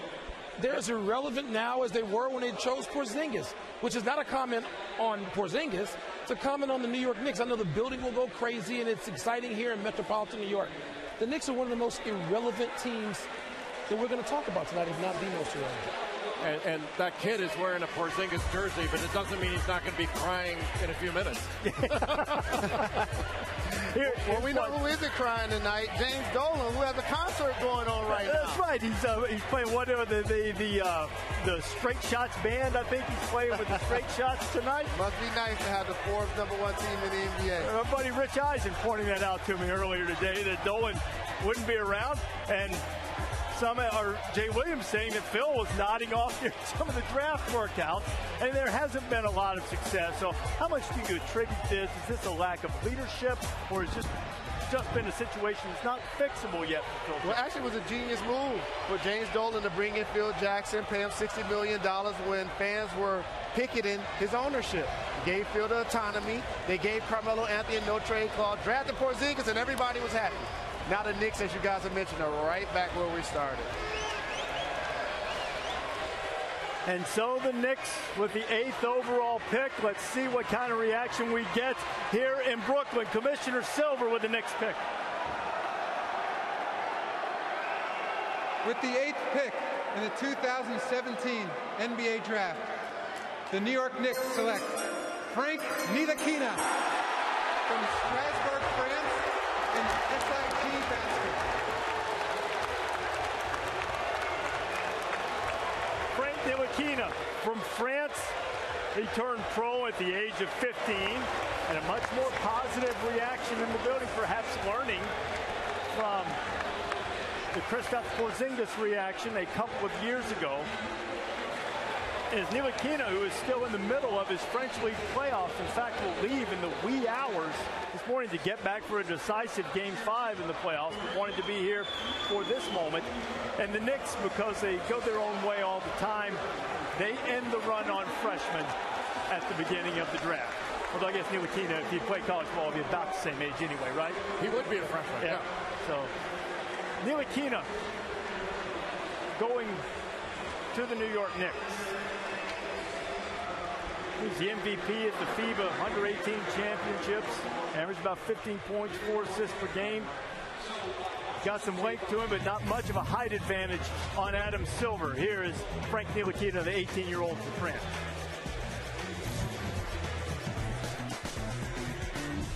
Is the lead guard. We have Fran Fraschilla over there. Franny, you know this guy? I sure do. Le Triangle, that's what they say. Welcome to the Triangle, Frank. Let's just hope it's not the Bermuda Triangle, okay? Because what you have here is a young man that actually fits the triangle. 6'5", 7-foot wingspan, outstanding defender, above average NBA athlete, shoots 40% from three, has a very good basketball IQ. He's only 18 years old, keep that in mind. But what you like about him is that he's going to get better, and the big thing for me is that he is going to fit the triangle for Jeff Hornacek.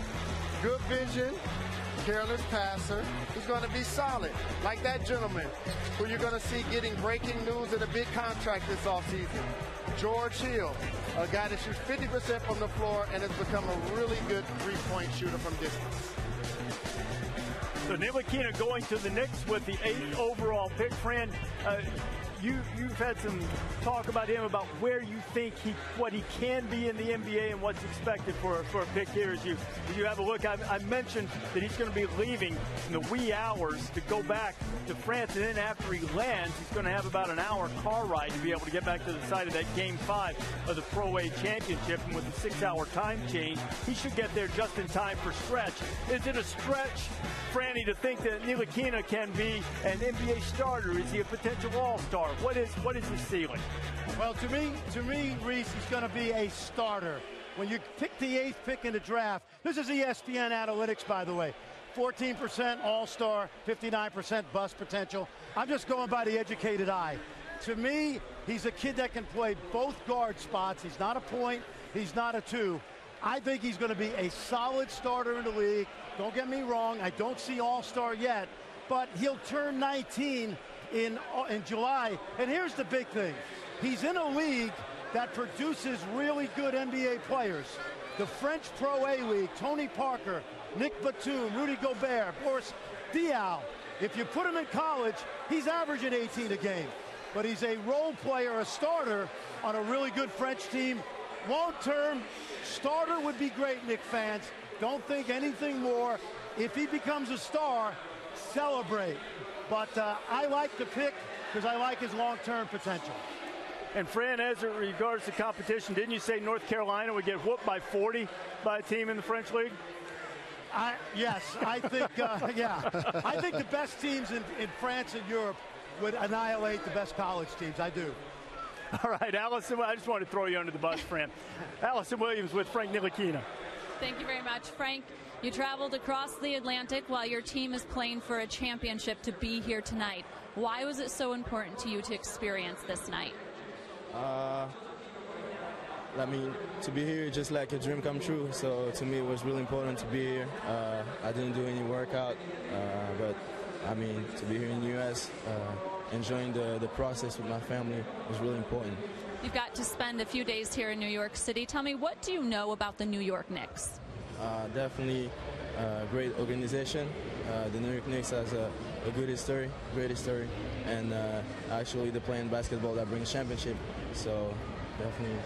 Speaking of championships, you're going to try and win one tomorrow. Tell fans a little bit what your next 24 hours looks like. Actually, I have to go back to my city back in France tonight, 2 a.m. I have a flight, and yeah, definitely we're trying to get the championship tomorrow night, Game 5, close-out game. So a little bit crazy, but that's what we play for. Frank, congratulations and good luck. Safe travels. Reese. Safe travels indeed, Allison, as the Dallas Mavericks about to make their selection. Mavericks making their first top 10 pick of the Mark Cuban era. Commissioner Silver will step 48-inch microphone vertical and announce. Got to go after that 48-inch vertical. With the 9th pick in the 2017 NBA Draft, the Dallas Mavericks select Dennis Smith Jr. from North Carolina State University. Dennis Smith Jr. was the freshman of the year in the ACC, averaged better than 18 points per game. We were talking about him earlier tonight. He had a knee injury in high school, came back last year and played well for a North Carolina State team that did not meet the expectations. Dennis Smith Jr., an explosive athlete. They do question his effort from time to time, at least in terms of consistency, but now he's going to the Mavericks, their first top 10 pick since they took Robert Traylor and immediately traded him for Dirk Nowitzki. Well, first, very cool that Mark Gottfried is there with Dennis Smith Jr. He's a physically imposing guard that's got a 48-inch vertical. He is beyond strong and explosive. He can get to the basket off of pick and rolls. It's like trying to guard a bowling ball going downhill. He's the first player since John Wall in college, the first freshman to average 15 points, 6 assists, and 1.5 steals. He is not a focused defender. That's the one problem you've got with him. He does get a lot of steals, but he gives up a lot of buckets. He doesn't always play hard on defense. He could be a big-time defender if he did, because he's got that kind of ability. Streaky shooting, but he does have NBA range. He's wired to score. I mean, he had 2 triple-doubles in ACC play. That's never happened before. At 6'3", 195, here's another guy, Stevie Franchise, that had a lot of bounce to his game, that you couldn't stay in front of one-on-one. They had the crossover. They had the spin. That could twist and turn in the lane and can make plays with the best of them in the backcourt, who also was a multi-time All-Star. Mavericks were the only team in the league to average fewer than 100 points per game last year. Dennis Smith Jr. hopes to change that. He's with Allison. Dennis, thank you so much. Reese here with Dennis Smith Jr. And as you walk across that stage, you know, you do so as defending ACC Rookie of the Year, but now you have your sights on a different rookie award. NBA Rookie of the Year is what you said you want to achieve next year. How do you go about doing that? By doing the same thing that I did last year, you know, continuing to work hard, believing in God and controlling what I can control. In a draft with so many talented point guards, what do you think you did to separate yourself a bit? You know, I just went out and competed every chance I had. The numbers speak for themselves, but, you know, I just got to focus on being the best Dennis Smith Jr. I can. Did this night go as you expected it? It did. It did. It's all God's plan. All right, Dennis, thank you so much. Congratulations. Reese? All right, Allison, so the Kings for the second time in the top 10 on the clock to make their second pick of the first round. They already have De'Aaron Fox out of Kentucky. Who will the Kings select? I'll tell you when you come back.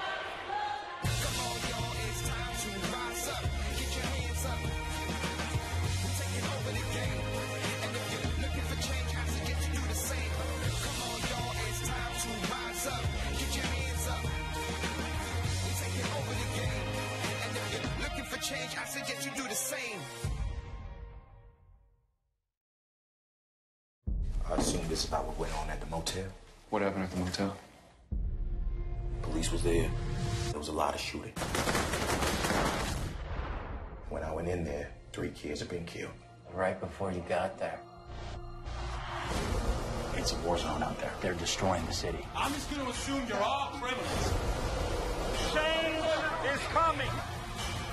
You don't talk about this to anyone ever. Detroit. What happened at the motel? August 4th.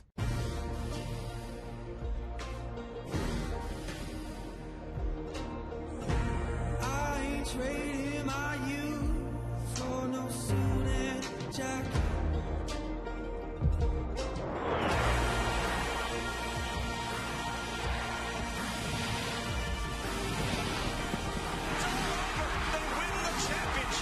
College World Series presented by Capital One continues through June 28th on the networks of ESPN. Oh, snap. Every truck guy has their own way of conveying powerful. Yeah, boy. Kind of looks like a monster coming to eat you. Holy smokes. That is awesome. Strong. You got the basic and you got the beefy. I just think it looks mean. Incredible. No way. Getting goosebumps. Get 17% below MSRP on all Silverado 1500 LT pickups in stock. That's over $8,100 on this Chevy Silverado. At one of your Central Florida Chevy dealers today. Introducing Xfinity Mobile, a new kind of network for how we shop today. With America's largest, most reliable 4G LTE combined with the most Wi-Fi hotspots.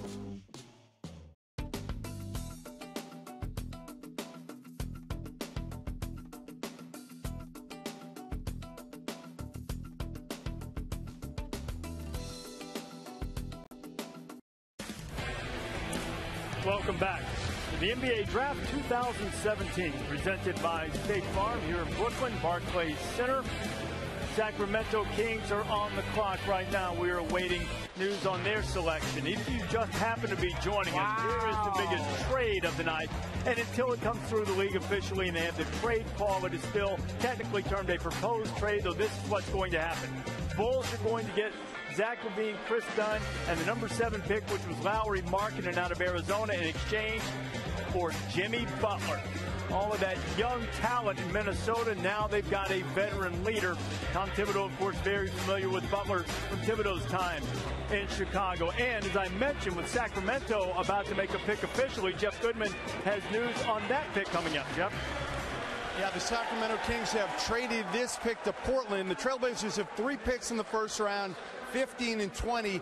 They're swapping with Sacramento here to move up, and they're going to take Zach Collins, the freshman out of Gonzaga, who I just looked at, and he's thrilled after receiving the news. So second trade of the night, Zach Collins to Portland. All right, Jeff. So Jeff reporting on the trade with the Kings still technically on the clock. Adam Silver is about to step to the podium and announce the selection that the Kings will make. Soon will be on its way to Portland. With the 10th pick in the 2017 NBA Draft, the Sacramento Kings select Zach Collins from Gonzaga University. Zach Collins was instrumental in Gonzaga's terrific run all the way to the national championship game, in which they lost to North Carolina, and Collins was sensational. This is a guy who didn't start until his senior year in high school, Jay, but he's a guy that is highly skilled. You believe maybe among those guys he sat behind in high school, he's going to end up being the best player of the bunch. Oh, when he was in high school at Bishop Gorman High School in Las Vegas, he was with Steven Zimmerman and Chase Jeter. So he wasn't the best player in his high school team. He wasn't the best player in his college team, but he's the best prospect out of all of them. He's a two-way player that's got NBA range on his jump shot, a good touch. He's an excellent finisher around the basket, really good feet, and he can really run. He changes ends very well. 5th most efficient player in the nation. Now, he will block and change shots. One thing, though, he is foul prone. He had the most disqualifications off the bench of any player in the country with 7, and fouled out of the championship game. But his mobility is excellent, really good footwork, and he's a competitor. He's a as Mark Few would put it, he's a gamer. He doesn't take a back seat to anybody. And I think the one thing, though, you mentioned, he's never been the best player on his team. The only thing you would have liked to have seen him play another year in college to see him be the man. But when he goes into the NBA, he's got all the tools to be an outstanding NBA player long term. He's more athletic in this comp, but did you say fouls and foul prone and physical play? How about this guy out of Notre Dame who played for the Detroit Pistons? Bill Laimbeer, who before his time was actually shooting threes and spreading the floor, winning championships with the bad boy Pistons, getting rebounds, being a physical presence. If you put this young man with Nurkic and obviously the explosive backcourt of McCollum and Lillard, I really like what the Portland Trail Blazers did here with this pick. Bill Laimbeer went to Palos Verdes High School. We spelled dead fish when the World Cup. Collins is the first one and done in Gonzaga history. He's the second Zag to go in the top 10, but there's even more ethereal realm that he's joining. In a Final Four game, these are the guys who've had a big double-double with 5 blocks. Zach Collins did it against South Carolina this year. Anthony Davis and Danny Manning are the other two to be able to do that. Zach Collins, a top 10 pick, presumably on his way to Portland, though Sacramento made the pick. He's with Allison Williams. Thank you, Reese. Zach, I have to ask you, I understand you had a rather large fifth-year senior playing in front of you, but how do you go from not starting a single game in your 1 year with the Zags to being a lottery pick in the NBA? I have no idea. All I can say is that, you know, just playing behind a guy like that all year and learning from him and, you know, having the type of trust that the coaches had in me the whole time and, you know, to go in and play those small minutes and produce in those small minutes, you know, I got to, you know, attribute that to staying in the gym and working on things that I couldn't necessarily show in every single game. But I know when I got a good opportunity, I go out there and perform. Zach, thank you so much. Appreciate the time. Congratulations. Reese? All right, Alice, I wonder if Zach is going to want to keep that cap as a souvenir. He's going to have to trade it in for a Blazers win shortly. The Hornets are on the clock. Would Michael Jordan dare go Justin Jackson, Isaiah Hicks?